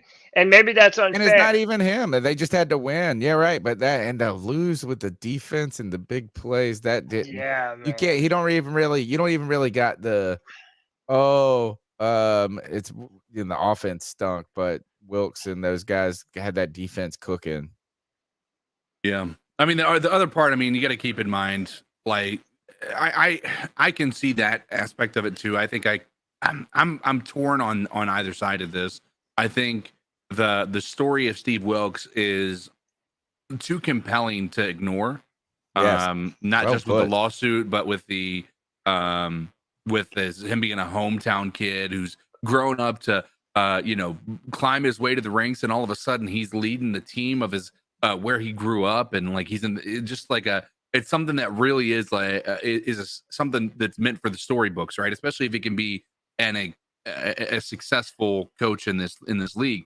The other part of it is like people said, there's been too many games that were important that has fallen the opposite direction, like the loss to the Steelers, right? That could have put us in a position where we wouldn't be eliminated right now. We would still be in the hunt next week, right? The Ravens, the Bengals, right? And I know those are better; those are good teams, and it's hard to be able to look at them and say the Steelers are not, and the Ravens really aren't, right? And so I think those are unfortunate daggers in his tenure as the head coach. I don't know that I am prepared to say that that's the reason he won't get hired. Again, the dude has clearly turned this team around and made them believe they are better than anybody else in the league believed them to be. He's got these guys fighting, and that's something that's hard to ignore from a leadership perspective. In all reality, I mean, the head coach, you could sit here and talk about the offensive gurus. The head coach rarely has, unless you're somebody like obviously Sean McVay, right? They're not really calling the offensive plays. They're there to manage these people and give them the philosophy that they want to move forward with. I think a good offensive coordinator could be the balance here if they believe that they can find a guy that can come in here and be the offensive guru that's going to get them where they need to be. The only problem with that is that you would lose that offensive guru after a good season. That's the issue. That's always the case. I think Wilks has done enough to reasonably not only be considered, but if he gave him the job, be fine with it. but there were some opportunities where you could make that question not a question anymore. And getting to the playoffs, beating Tampa Bay today, winning next week, winning a couple of the like that would have made it so you couldn't do anything other than hire Steve Wilks. But now we'll be watching that, and I guess we should go ahead and expect in about 8 days for that conversation to really heat up. Right? Yeah. I mean, like, isn't that when they start firing everybody and they're going to start moving on these coaches pretty quickly, I would believe. Right. So you're not allowed to interview coaches on another team until after the wild card.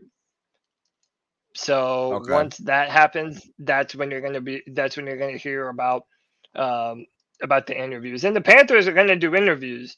So once you start to see, Panthers are bringing in that doesn't necessarily mean that it's kaput for Steve Wilks. Right. Because even with the Rooney Rule, they have to interview 2 black head coaches that are outside of the organization. Or minorities. Yeah. Well, minorities, even if your coach currently is a minority.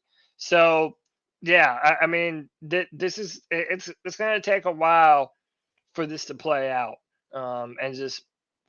Hey, we got to strap in for the long haul, man. Yeah. We Hey, there'll be something to talk about. Hey, man, we got some. Yeah, we got a lot to talk about. It's going to be fun. Next call. If Tony Dunn or Cody Lashley was named GM of the Carolina Panthers, given full control, tell me what specifically would you do to get this team competitive? Who would you keep? Who would you drop? Who would you target in the draft? I'm curious, what would you do if you were in charge? Cody, bye-bye. Go ahead, Cody. I'll let you start. All right, start. So I'm starting in the trenches. I'm doing everything I can to get another big-time defensive player through the draft. I'm looking at what corners are available in free agency. And seeing who's out there. I'm maybe seeing I might see what the market is for a Shaq Thompson just to kind of get that money off the books. And if you re-sign Littleton for cheap and you have Brandon Smith, who is, a big time talent that we're still waiting to see a lot from, I think that would be a good deal. And then, definitely you signed Bradley Bozeman. Bradley Bozeman's a free agent this offseason, and I think he needs to be the biggest priority this offseason. I think that has to happen. And, if it's just me, I'm trying to secure Sam Darnold for a reasonable contract to bring him back and having those guys. And, I know it might not make a lot of sense, but I would bring back Sam, and I would have a legitimate quarterback competition between him and Matt Corral, with both of them knowing that anytime one of them gets injured, it's the next man up, and it's time to prove yourself. What would you do, CK? Well, first I signed Keanu. I'm just kidding. Sorry.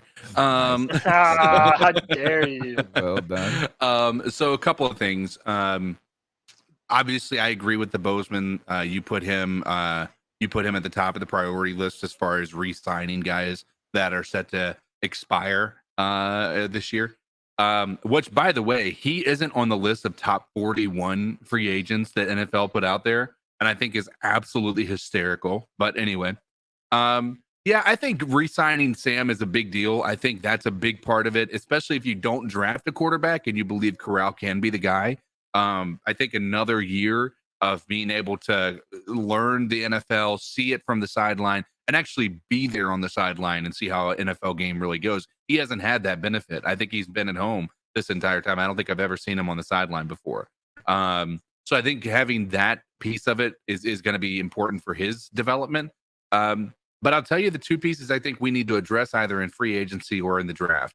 I think we need to address the middle linebacker position. Frankie Louvu's a great linebacker, but he's not a middle linebacker. Shaq Thompson is not the guy who's out there dictating coverages and things. I think we need to get a guy out there that is constantly being talked about. And another thing, my biggest priority as far as a signing in free agency or in the draft is a damn tight end. We need to get an offensive tight end that can number one, bail out your quarterback. We need to get a guy who is open, who understands coverages, who maybe has the body type to be able to go up and get those 50-50 balls. But I think we need to get a tight end. When you look across the league, the best teams have a tight end that is above average, and we need to get one of those. I think I just got tight end. Oh, I know. Not in the top. No, as long as it's not in the first round, I'm okay with it. At 12, we're drafting Michael Mayer. No. Oh gosh, I'll be so upset.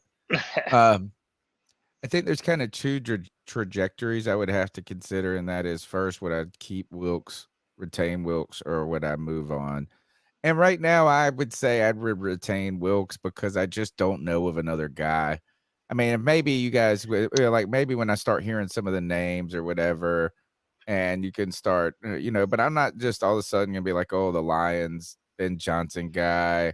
I don't know if I'm gonna go crazy over Ken Dorsey, maybe, but like if we're gonna stick with Wilks, honestly, I think that with him, you're gonna have to. I'd sign Sam Darnold to a 2-year deal, like 1 year. But you spread the money out over 2 where you could release him after 1. Then you make it worthwhile for him to come back. Then you let him and Matt Corral battle. Honestly, I mean, I would say that he would have the lead, but with the mindset that like he could get injured and Corral could step in, or maybe Corral could outplay him in camp and, and then all of a sudden you just feel great about that. Then I think you're really going to have to do this. Is if Wilks is this is probably, I think if you get an outside coach, I don't think you keep Sam Darnold though. I don't know what the answer is, but I don't think they're going to have the ties to him and be like, oh, we like him. They're not going to have any relationship to him or anything like that. There's no familiarity with the system that he would bring. So you could just expect a complete different trajectory with a new coach. Now, I don't think that means necessarily going in the draft. The other things I would do is I would have 2 objectives in the draft. My 2 objectives would be to add 2 significant starters, like to the defense, right? And I don't know if that's a linebacker and an end or an end and a safety, but I need 2 immediate contributors on defense that are going to be long-term pieces. Going forward, I think that would be a win in the draft. My other objective in the draft would somehow to be able to accumulate capital and get players. And what I mean by that is still make good draft picks, but potentially find ourselves in a situation where we're one of those teams that's like Philly, who is going to have a top 10 pick in the future. And they're a good team. And so I don't know how, but that would be, well, I mean, it doesn't even have to be a top 10 pick, but somehow have it so you get starters and have it so that when maybe you do add the quarterback the next year in the draft or whatever, or that you have some assets to work with. So you could then have, maybe you get a quarterback and a receiver all in one in a draft, or you just have some sort of pick that you go, man, that's really awesome. I mean, think about there's 2 of them that are sticking out to me. Seattle is going to be picking from, that's a trade, but think of this, is Detroit is getting the Rams pick at 6. Philly is getting New Orleans. Houston is getting Cleveland's. I just feel like all of a sudden, those are some teams that have some pieces. Like the cupboard's not bare already, and you get a high end pick. I like that. So I know maybe that's in the second. Maybe I don't know. Cleveland's got New Orleans, right? No, or the Eagles got New Orleans. Philly. Yeah. And by the way, Roosevelt Mongo donated $5 just to say, CK, we're always interested in your opinion, even if the caller didn't. I think it was he might have seen that I went my camera offline, and that's why I think he might have just said you Thanks guys. for the calls, all of them. We appreciate it. Let's keep going. Let's get through these. Yo, Damien, back out here in Utah again. I'm just crunching out some extra work, man. Trying my mind off things. But then I'm listening. Yeah, they're talking about the secondary. I mean, we got it. The safety debate. We got to move Chin down to linebacker. I mean, it makes the most perfect sense. He'd be perfect for outside linebacker. Shaq Thompson, Frankie Louisville, that would solidify the linebacking crew. Dante Jackson, he would be the perfect free safety. Perfect free safety. Him and Xavier Woods back there. Horn, we'll draft another corner. We're talking about top 10 picks now. Let's get another corner, another lockdown corner. Let's do it. Let's do it. I mean, I'm still rocking with Darnold. I don't care what anyone fucking says. Rocking with Darnold. No need to trade away assets. He looked great. I mean, if he plays next week and he sucks, I mean, I'll eat my own words, but still keep pounding. Let's go. Keep pounding. It's not even an insult to say that he would be better at linebacker. People forget that Thomas Davis was drafted as a safety and then moved to linebacker and became an all-time great Panther linebacker. So, if my man is not good in coverage, if he's better playing, then yeah, I think that it could definitely benefit him. Especially when you're weak at that position already. But we got Luvu. Right. Yeah, I mean, dude. So that's what I'm saying. We do have some options, but and we even reported, when I had some inside information earlier this year that Jeremy Chin was not happy with the way that he had been used in Phil Snow's defense. So I don't even know necessarily where Jeremy Chin sees himself. I don't know. I know he had a dynamic first and second year. I just don't know where he is as far as the level of talent that he has, right? Like we've seen him out there, like he's missed some tackles, but he's also all over the place. He'll have some really good plays, but he's followed up by a couple of bad plays, and that could be the way that he's used. But I just don't know. Like I was a big fan of Chin after his first year, but he's kind of fallen off of the tracks. And I know that he's been moved to safety, and that could be a contributing factor. But I mean, a good football player is a good football player, right? I'm not saying He's had some injury this year. That's that's contributed to it some. Right. But there's a lot of there's more questions that have come up about Chin than there have been answers. I want him to be good. Like I like Chin as a player. We haven't seen him elevate to that level of like play that you want from a superstar. And if he can be, and the problem is you got to keep in mind this is his third year. Next year is his last year on his contract. So you have to make a decision on him after next year as well. So you've really got to play him the right way, or you need to make the decision on whether you're trying to ship him out for some picks. I think before this season, I don't think it would have been absurd to say he's one of the best players on our defense before this season. I mean, I think there could have been an argument to say he was the best player on the defense. And I know people would point to, they would want it to be Horn, but you could say he didn't play any games yet. So we don't know going before this season started. Right. And you could say Brian Burns maybe, but other than that, like, I mean, I really think that he was on a campaign to be a superstar. And this year, for whatever reason, whether it's position, whether it's injury, whether it's combination, maybe it's just being part of a bad defense too. But it's just, man, you're not ready to say that now. Now it is absurd to say he's the best player on the defense. Not after these past few games. Yeah. Next call. Hey guys, that was brutal. I'm not going to sugarcoat this one. I think everyone already hit the highlights on exactly why everything kind of happened the way it did. It's really kind of shitty to see this season just come down to that. I mean, at the bare minimum, it would have been nice. We would have had to fight for the next game next week had we won today. at the bare minimum, it would have been nice to see that happen. I don't know. I don't even know what to say. My prediction models were right about we lost the turnover battle that we'd lose, but that doesn't make me any happier. I mean, that just makes me I'm in a real bad mood.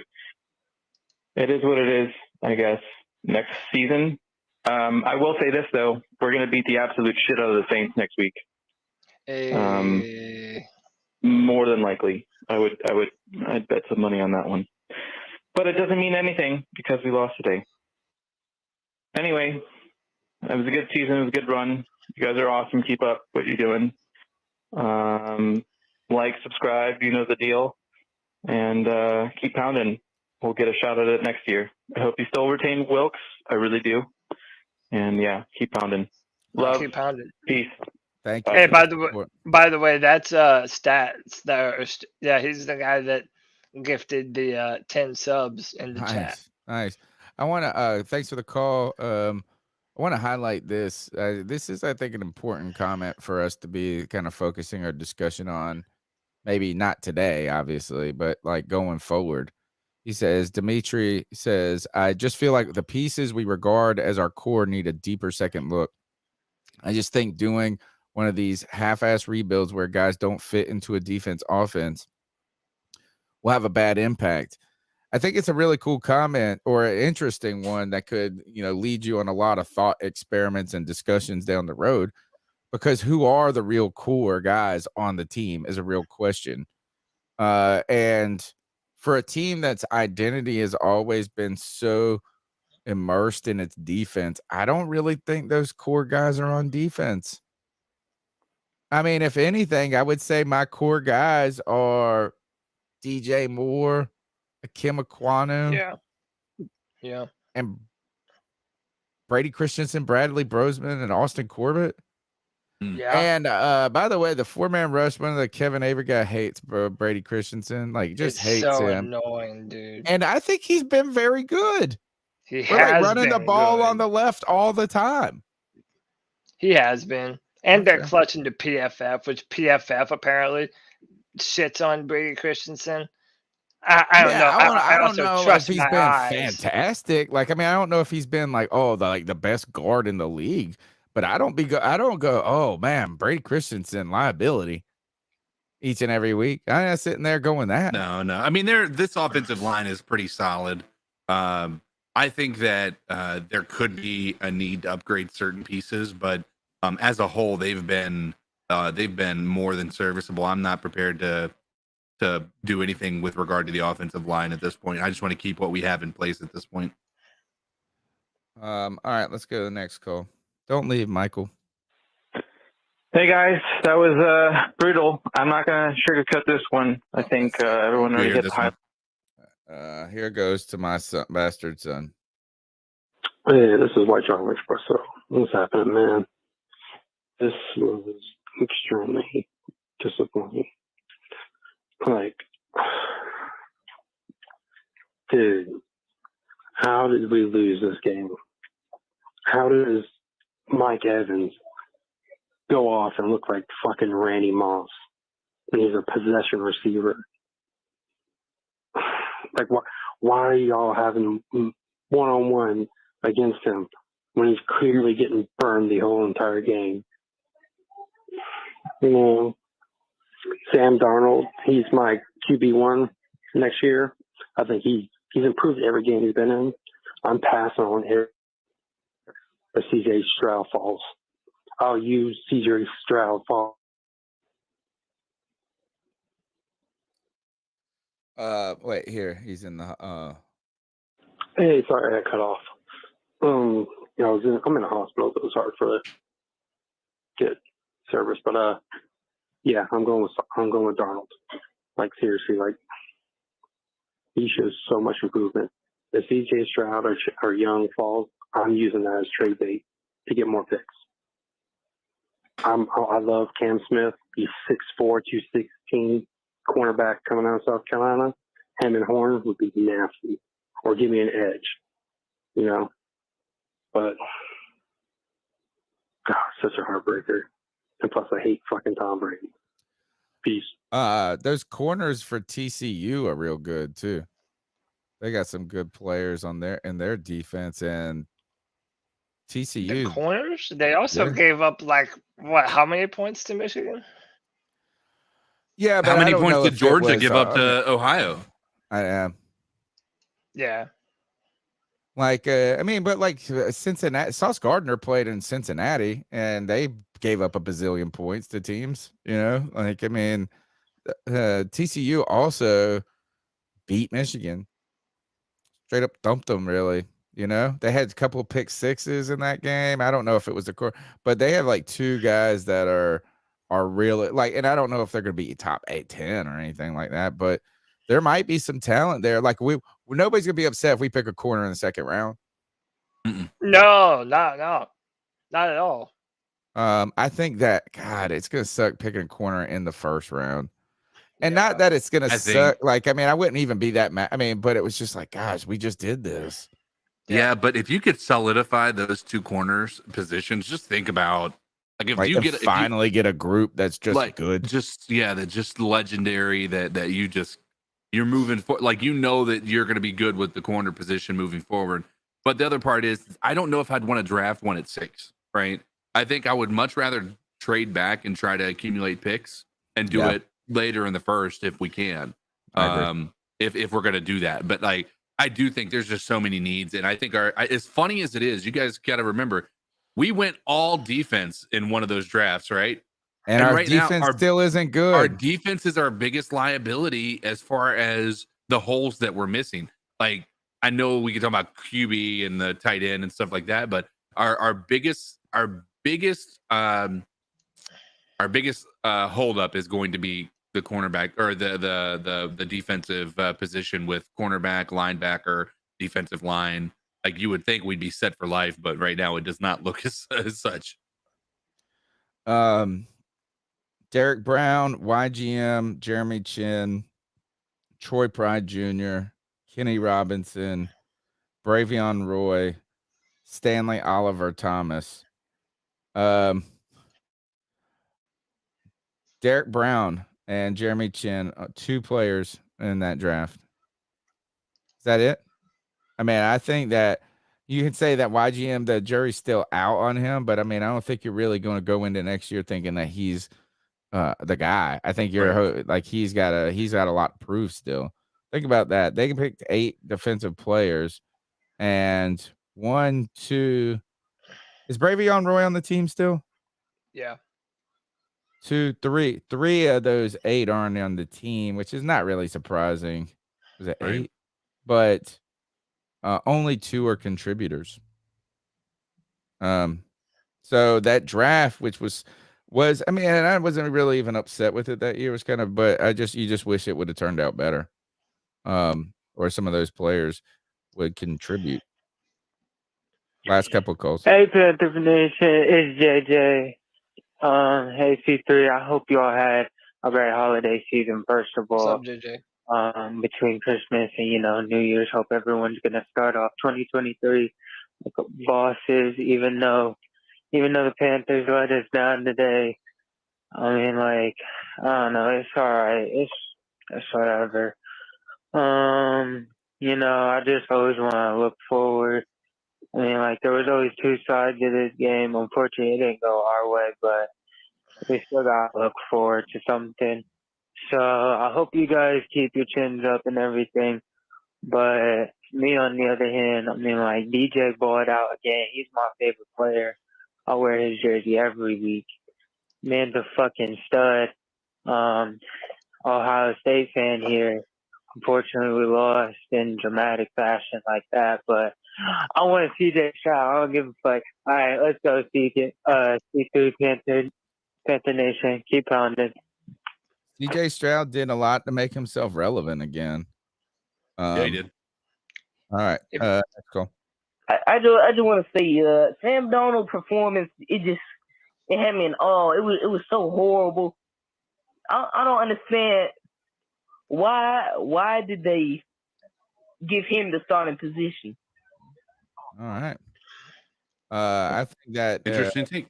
Yeah, interesting. I think this is that if Sam Darnold is re-signed as the Carolina Panthers quarterback next year and has a good season, could he be comeback player of the year?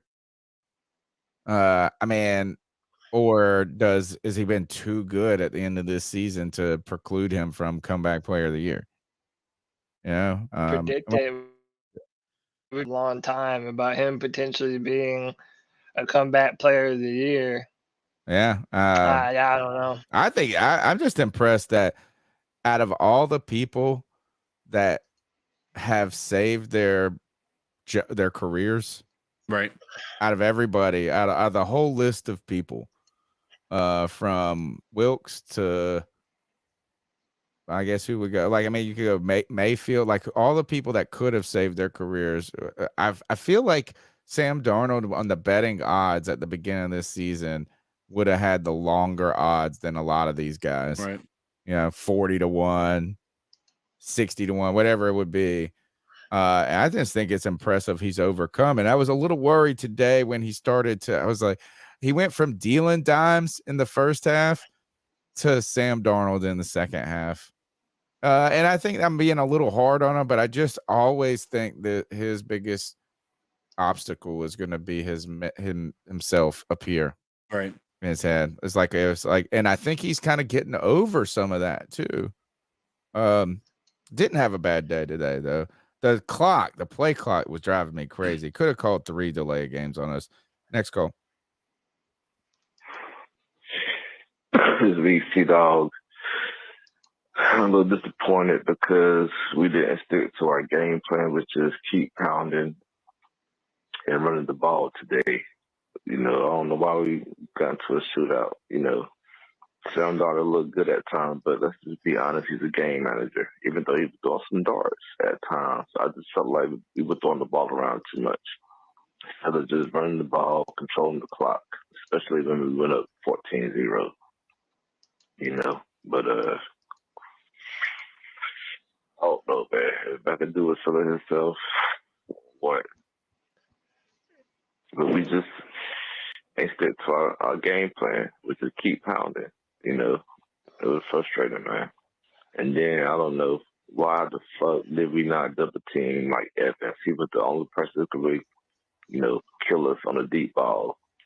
And you give him single coverage all day with no goddamn JC Horn. At least put Josh Norman out there. Shit. Right, that's what I'm saying. Double team the motherfucker something, man. That shit was just frustrating to me, That's basically how we lost the game. That and not controlling the clock and everything. But I'm just kind of disappointed, But we'll see what's gonna happen in the off season and everything. We still can win next week and see what happens, But today we just ain't stick to our guns, man. We should just pound the fucking ball. We should have run the ball like 30 times today, 30, 40 times like we did in the past. So with that being said, whenever you come in here, make sure you hit the like button. Make sure you subscribe. These boys always putting out great content every Tuesday, every Friday, and Sunday. But everybody, I hope everybody have a happy new year.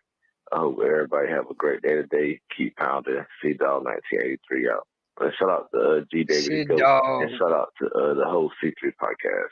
Thank you. Good call, C-Dog, man. We appreciate it. Let's go with the next call. I just wanted to say the game today is pretty, it was a close call game. We could have did better as a whole as Panthers, but our QB he failed. He let us down a little bit today, but we'll manage. Talk to you soon. As everybody could have played better today. I'm sure everybody could. There was a couple of plays that Sam Darnold left out there to delay a game. You want him to feel some of the pressure. Well, I don't even know if he had a chance on that strip sack. You want him to lead that ball out a little bit more. He might have had 2 more touchdowns if you think about it, if he connects on some of these other throws, or I don't know. I'd have to go back and look and see if we actually scored on those. The Sullivan one, if he just, he made some really good plays too.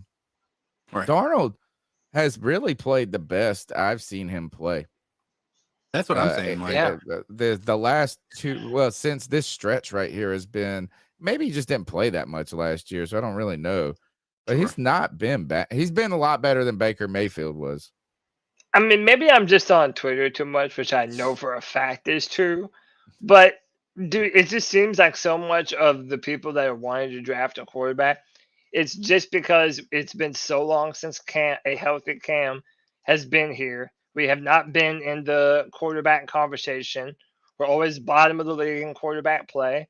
And the fact that we have had opportunities to get a guy in the most recent drafts, and we just didn't do it. So it looks on its surface like we're just kicking that can down the road and just like, poo-pooing it, putting it off until another date and time. And I think that's part of where the want and the urge to kind of shit on Sam Darnold. And he wasn't good last year. Like, there's no lying about that. He definitely wasn't good.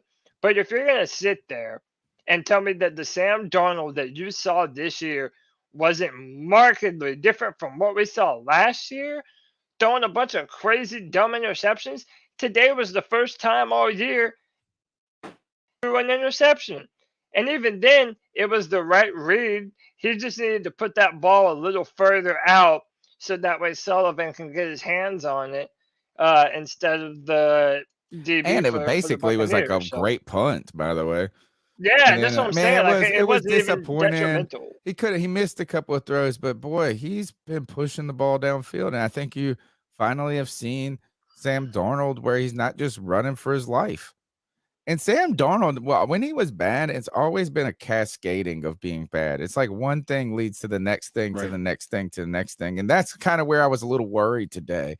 Is he went from dealing dimes to like, oh shit, now there's a penalty. Now there's a fumble. And then it just keeps. And I think he's even shown more mental resilience today that he didn't completely crumble. So look, again, his stock is definitely improved. And I think the people that a lot of people just have declared that he was terrible before the season. That's fine. I mean, maybe they're right, but it doesn't matter what he's going to do. They're going to still say he sucks. Right. Yeah. Last two calls. What's up, Panther family, C3 Podcast family? This is D, Sanford, North Carolina, man. What's up, my man? Yeah, I know this one stings. I know it's rough. I know that we was exposed in a lot of areas. But let's really be real and realistic, yo. Nobody gave us a chance. Nobody gave us a chance to get this far. Nobody thought that Steve Wilks could even get us to where we was at. We showed progress. This could be the game or the season that propels us to another level of success. I'm all for, don't know how the draft order's going to go, but getting a Jerry Porter Jr. out there on that defense with J.C. Horn would be beautiful.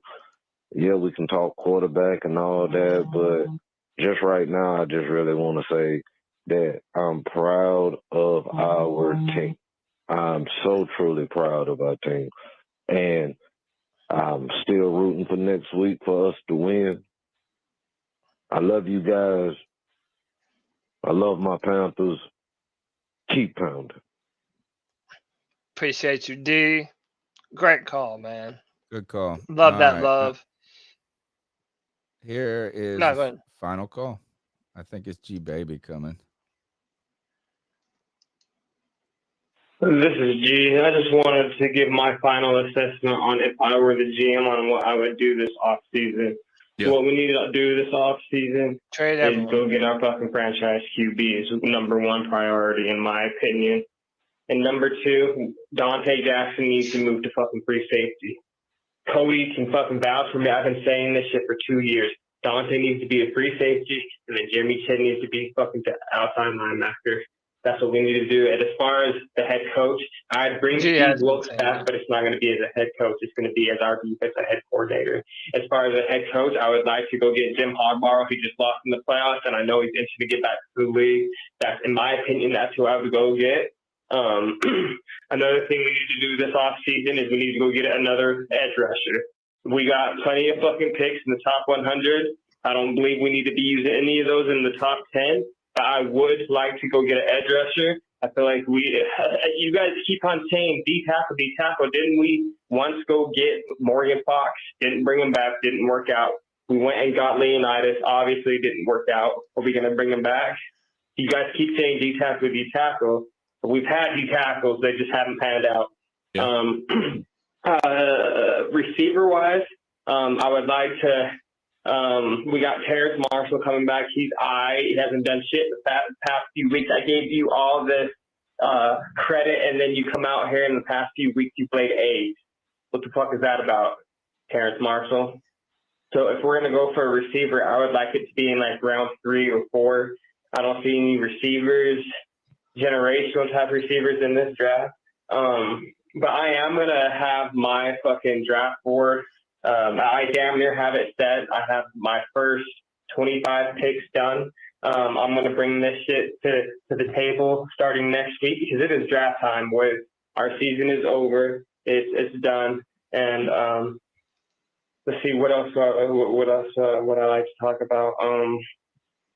Yeah, I mean it's over. This is G Baby, and I'm out. All right, G Baby giving his assessment. I think that while it is draft time, I'm more interested in not that I'm not interested in. You guys can do the draft. I hate the draft. I just hate because so much work you're gonna put on all that work and your boards and this and that, and 1% of it will be right. I'm just kind of interested in the direction with the coaching. I mean, are we gonna let go of Fitterer? I don't know. I mean, I don't think it would be. I don't think we are. I don't think Scott Fitterer is going to get fired, but I wouldn't go if I woke up to the news in 8 days that the Panthers have decided to just go get a new GM, experienced GM, or do something, and they're going to get the I wouldn't go, oh man, I didn't see this coming at all. I think if you look at and there was a tweet earlier in the game that said all this happened in the same day. Scott signed DJ Moore to an extension. Signed Matt Ioannidis, Austin Corbett, Bradley Bozeman, all in the same day. And in all honesty, that was a great day of business, is what they said. I don't think Scott has done anything to lose this job. I think the problem is I've said multiple times that he needs to be on the hot seat. But I think there's always going to be this umbrella that we don't know about of how much was Rule and how much was Fit. Yeah. It's always going to be there for these first 2 years of his tenure here in the Panthers. So we don't know what Fit has done and what Rule has done and who we need to blame. Who do we blame for Henderson? Who do we appreciate for the Chenault trade, right? Because Chenault's been a pretty good acquisition. He hasn't been like a game breaker like every single play, but the dude has showed up in big time moments. Who do we blame for getting rid of Dan Arnold in that Henderson trade? Like Dan Arnold right now, I feel like in our offense would have thrived. The Darnold to Arnold connection would have been real. Where is Dan Arnold? I wonder. He went down to the Jags. I don't know what he's doing still now. there? Well, they got Evan Ingram. They got so many players. They loaded up a different direction with Doug Peterson this year. I think he is. I'm not entirely sure. But you're right, CK, that's why I think that in some ways, I think that he's not going to be fired, but I wouldn't also be surprised if whatever his name, Tepper, goes, I just did it wrong. Here's the thing. I do not think you bring in a new GM and a new head coach at the same time. I think that's that's how you do it. You can't go into a season after Scott Fitterer has had all year to actually scout these players, right? You're going to bring in a new GM before the draft and a new head coach to try to communicate their philosophies together. I think you have to get Scott Fitterer involved with the hiring process of a new coach if it is in fact not going to be Steve Wilks, right? Well, I think if you were going to bring in a GM, you bring in the GM and then you go and do exactly what you're saying. Maybe it's too late to do that, CK. I think David Tepper is going to have to get out of the way in this coaching hire. I agree. I agree. And maybe I not think even in Devin, the coaching hire entirely. Like they can do that together, but then get that it really needs to be Fitterer.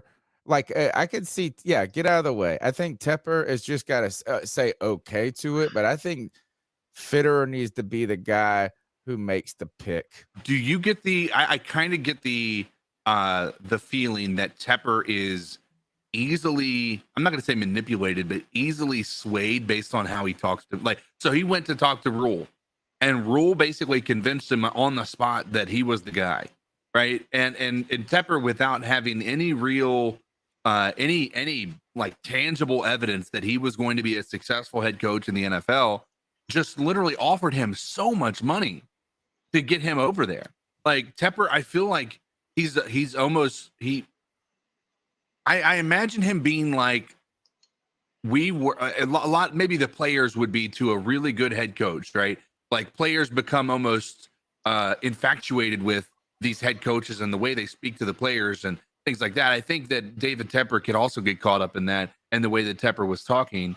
Tepper had way more of he was able to speak very well, but his actions on the field were horrendous. And I think that speaking very well could get Tepper in trouble. So that I agree. I think he needs to be removed from the process, or at least he needs to have a minimal say in who it is. Or he needs, here's the thing. He's always going to have a big say in who it is. He needs to really lay on what Fitterer believes.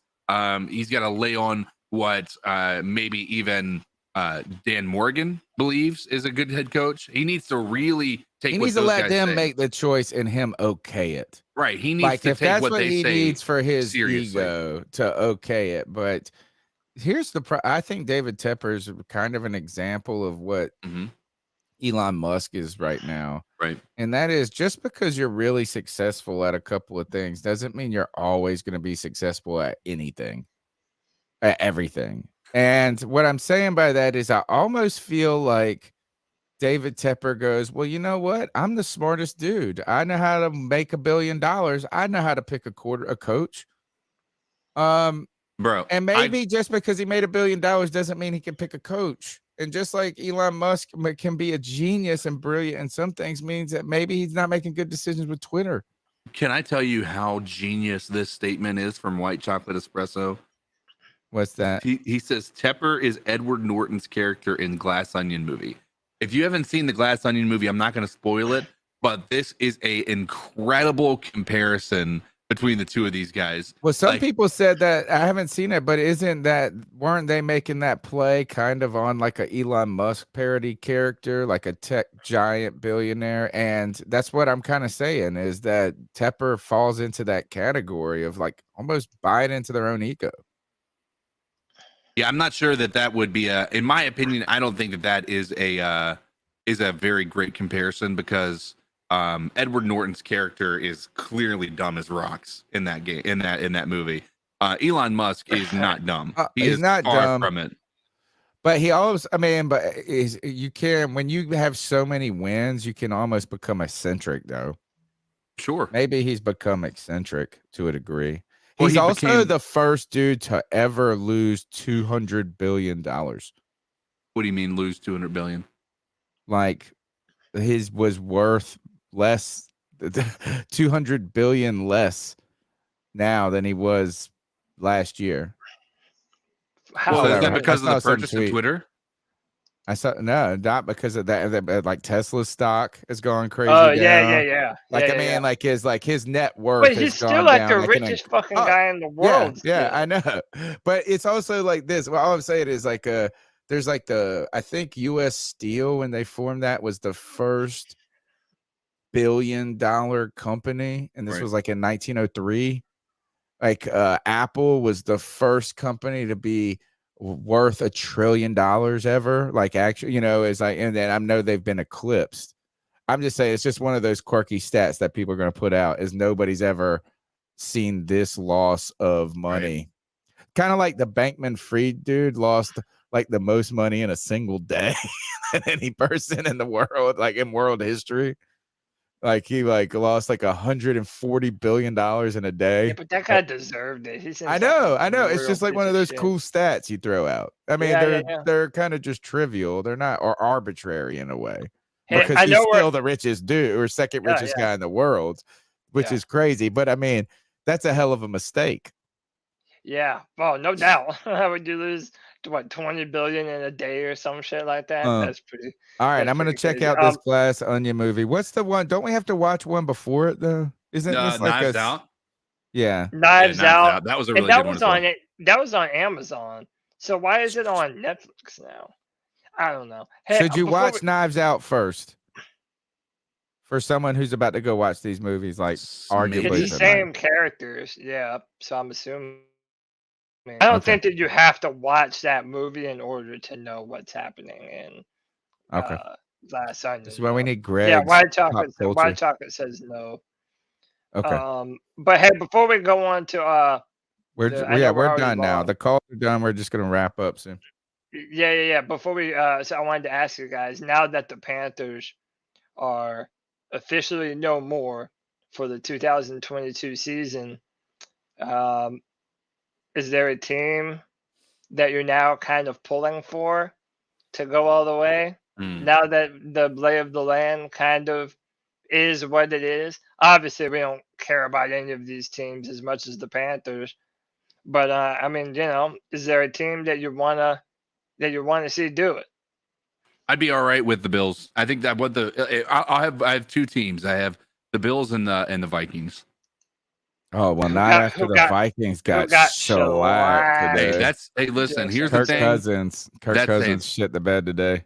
He didn't have a great game, but honestly, it was a all around. Like they had like a kick return for a touchdown. It was like the Green Bay Packers just like at the end of they were up 24-3, and the Green Bay offense had 33 yards of rushing and -15 of passing. Their offense wasn't the reason they started out the game the way they did. But it was not a great outing. But I think that the part of it that is with the Vikings is I think they're just way too good, and I think something like that is going to bring them down to earth. And I'm hoping that would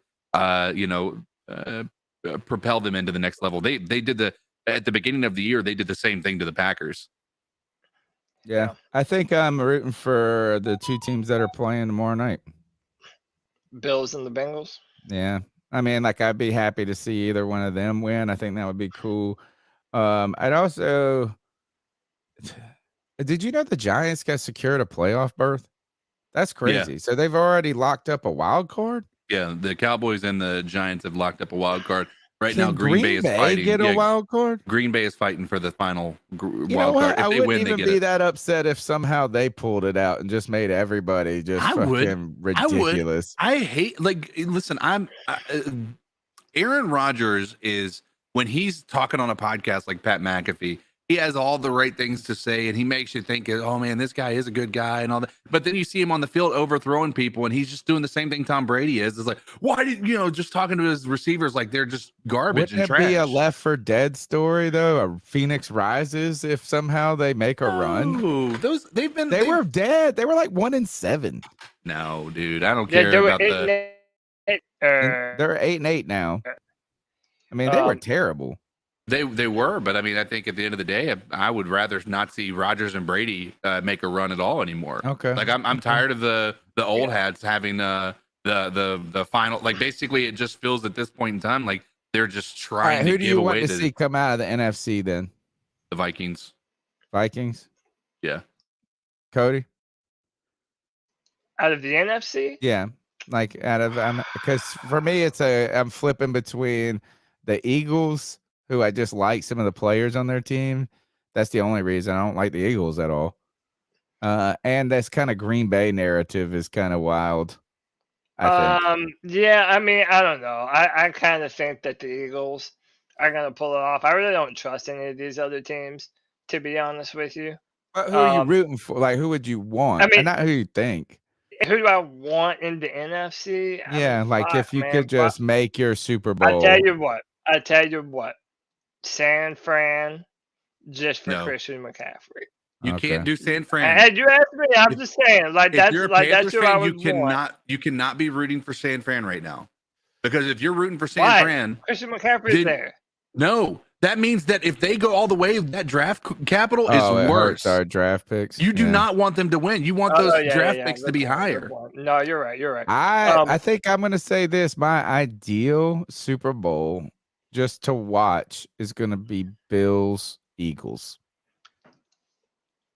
That's the Super Bowl I hope happens. Or Bengals-Eagles. That would be my second pick. Okay. This is I know it's kind of unfair, but there are kind of 3 teams that I wouldn't be mad. I know. We know the Chargers. Well. Come on. Okay, well, but okay, because and I really do think about this a lot. Think about what the Buffalo Bills went through in the early 90s, going to 4 Super Bowls in a row and losing all 4 of them. And the fact that they've been so shit ever since, and now they have this god-tier quarterback in Josh Allen. Like, that's a really cool one. And the other one that should be even more obvious than the Chargers is the Jaguars, baby. Let's go, Trevor Lawrence, son. Dude, I mean, the fact that it's his second year and he's probably going to go into the playoffs, and the last, 8 weeks of the NFL season, he's statistically been the best quarterback in the NFL. He didn't get no fucking yards today. Hey, whatever. They won, though, so it's like... I know they won, but, man, he didn't win my prize pick, though. I'm pulling for my guy Trevor, man. Trevor and Travis Etienne on that team, you know?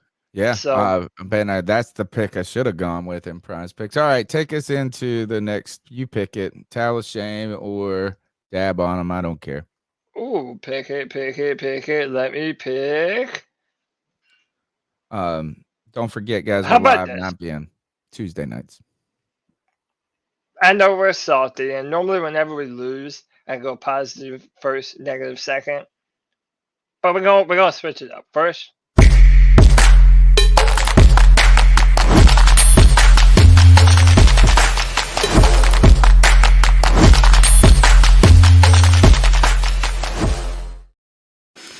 I gotta go first on this, and that is because I can't. I have one person in my sights, and it's CJ Henderson. Tell a shame, dude. Is like I don't even think gosh, just not only have you played bad, it just was such a bad look, and maybe that's how it is for corners. When you get burnt, you're just burnt and toast, and everybody sees it. And it's very embarrassing. But he made a mental error on that play that he got smoked. And then he didn't look like he looked like he gave up after it, running, trying to chase him. Like it just looked like it was like, oh, he was just mental dumb. And then he kept getting smoked for the rest of the game. So CJ Henderson gets my talent shame. All right, CK. My talent shame is going to go.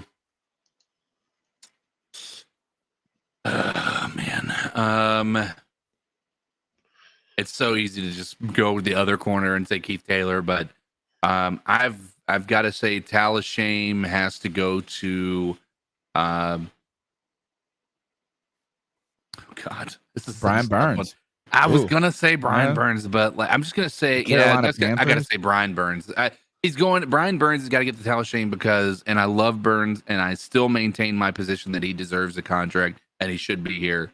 However, again, as I mentioned earlier in the show, for those who maybe got here late, Burns was going up against some of the worst tackles in the league. Fourth string or third string tackle, that is. And he barely got pressures. He barely, Tom Brady was back there comfortable all game. And part of the reason that they were able to light up our secondary is because our defensive line couldn't get home.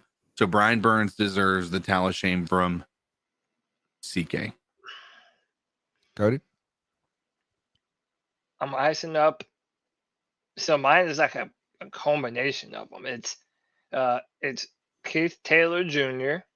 because he deserves it. He has been absolutely dog shit this year. But also on top of that, whoever's decision it was, which I mean, I know Al Holcomb's the DC, but Steve Wilks being the head coach, I think he has to get on it too. To not play Josh Norman in the place of Keith Taylor more than you did, because it was embarrassing and you needed someone of Josh Norman's veteran presence to help this team. I think that's unacceptable, man. This defensive backfield let us down to a point where our season is over now, and it's on a large part because of them. So I got a big ass towel, so towel of shame. A blanket. Yeah, All right. blanket of shame. Argument as we try and end on somewhat of a positive note. I just like doing it, man. Dab on them folks. Dab on them folks. And that dab on them folks. They like seeing it. Tell me what to do. Dab on them folks. All right, let's go reverse Dab order. on them Why don't folks. you start us off, Cody? Yeah, man, I'm dabbing on DJ Moore. Smart. I'm dabbing on DJ Moore, Career dude, because game. he's such a damn good player. And you know what? I think he's probably going to come close to that 1,000-yard mark again. I know it's still an uphill climb for him, but man, dude, I just DJ Moore. Part of the reason why I'm picking him is because I feel like this guy might never get enough credit for how good he is. Like truly never, right? What he does year in and year out, go through of names that DJ Moore has had throwing him the football, and the fact that he continuously plays wide receiver, it's nothing short of a football miracle to me, man. So I know. I mean, the look, DJ we said Moore- the same crap about Steve Smith in those years with no quarterback. It was just like if he would have been with the You can't Colts, ever that's what do I always right. said. If he was with Peyton Manning, he would have been a first ballot Hall of Famer. Easy. I So mean, DJ dab on him. DJ Moore. really playing well though, man. Like out of not out of nowhere, but him and Darnold, they feel it. Darnold knows what. Yeah. All right, CK, what you got? I listen. I gotta go with my boy Sam Darnold because I know Tony isn't going to be going for Sam. No. I mean, I'm sorry. I just wanted him to. He just wasn't dealing dimes for 4 quarters. He was dealing down One for of the us had majority to of those say 4 Sam. quarters. Sam Okay. Darnold came out here, and he not only is Sam Darnold getting the ball to DJ, getting him close to that 1,000-yard receiving, season that he deserves to have 4 years in a row. He's not only doing those things, he's making Shi Smith look like he's a good wide receiver. He's making Tommy Trimble get touchdowns. And Giovanni Ricci is catching 30-yard bombs from him. Down the steam, he might be my tab on him.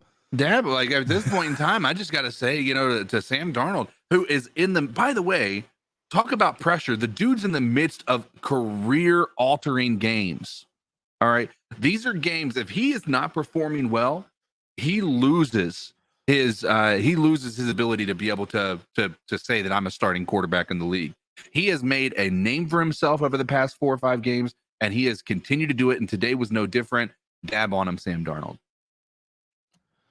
My camera turned off, by the way. It did, right? As your boy comes in, AU Link from Down Under, who has given us an Aussie $10 that says, "Happy New Year, lads from Down Under, P.S. Code Dizzle the GOAT." Thank you for all your support. Wild, great turnout today for the post game. Such generosity across the board. Love having you guys along for this ride. Sad, we got one more post game to do this year, but we'll still be rocking on Tuesdays and Fridays, and some other content with the draft and breaking coverage of these coaches. My dab on them pick. Yeah, you guys took a lot of the good one. We took the 2 good ones. Mm-hmm. I think because my talent shame could have gone to Steve Wilks in a way. So yeah. I mean, you could almost say McAdoo has been pretty darn good. Dude, say Frankie Louvu. That's who I'm going with. That's who is. It's kind of like the fail safe pick. Yep. Like he just always makes a big play in the run game too.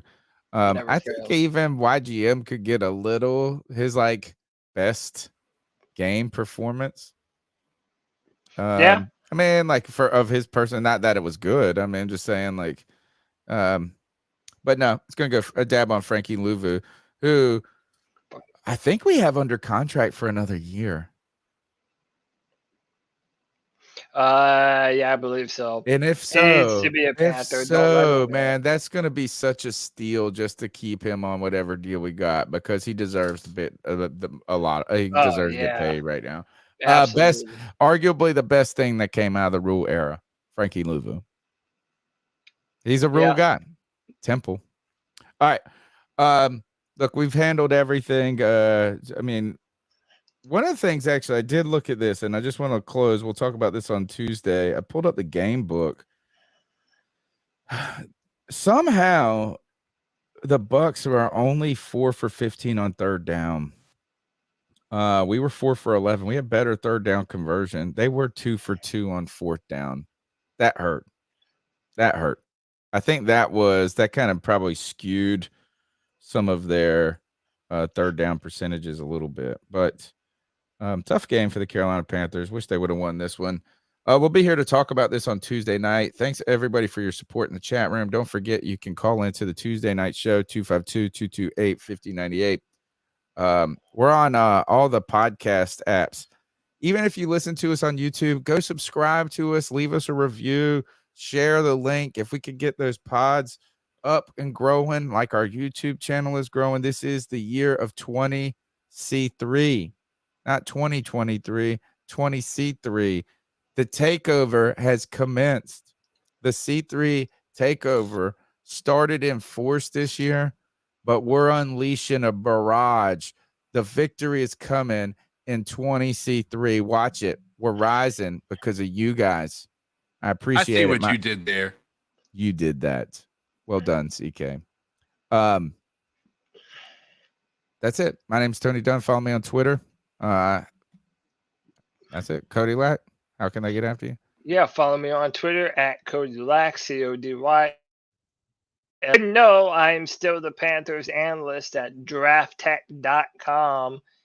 That's DRAFTEK.com. Check us out. Pretty soon we're going to be doing one every single week. Right now we're bi-weekly, but hey, keep it glued here to the C3 channel. We're going to be hitting that draft content hopefully in a big way this season. And then also every Friday at 7 p.m. it's your opportunity to be a part of the C3 Panthers podcast. Come on the show, give your opinions, let your voice be heard. That's every Friday at 7 p.m. on the Friday free-for-all right here on the C3 Panthers podcast. It's a tough one. It's a tough one, but keep pounding, guys. Yeah, you can find me on Twitter at CodizzleAllen. And obviously here Tuesday nights. I pop in occasionally on the Friday nights as well. And sorry we haven't gotten you guys. Unfortunately, the Madden Sim on Saturday nights have been falling on Christmas Eve and New Year's Eve the past few days or a few weeks, so we haven't had those drop for you on Saturday night. But we should be back and doing the last one against New Orleans this Saturday. And you guys come and enjoy the last one of the season that the Panthers Madden Simulation is going to be predicting. And we'll go from there. But appreciate everybody, and everybody have a happy 20C3. Yeah, let's use that hashtag. I'm going to use that all year. All right, Cody Lack, take us out of here. Without further ado, C3 Nation, until next time, keep pounding.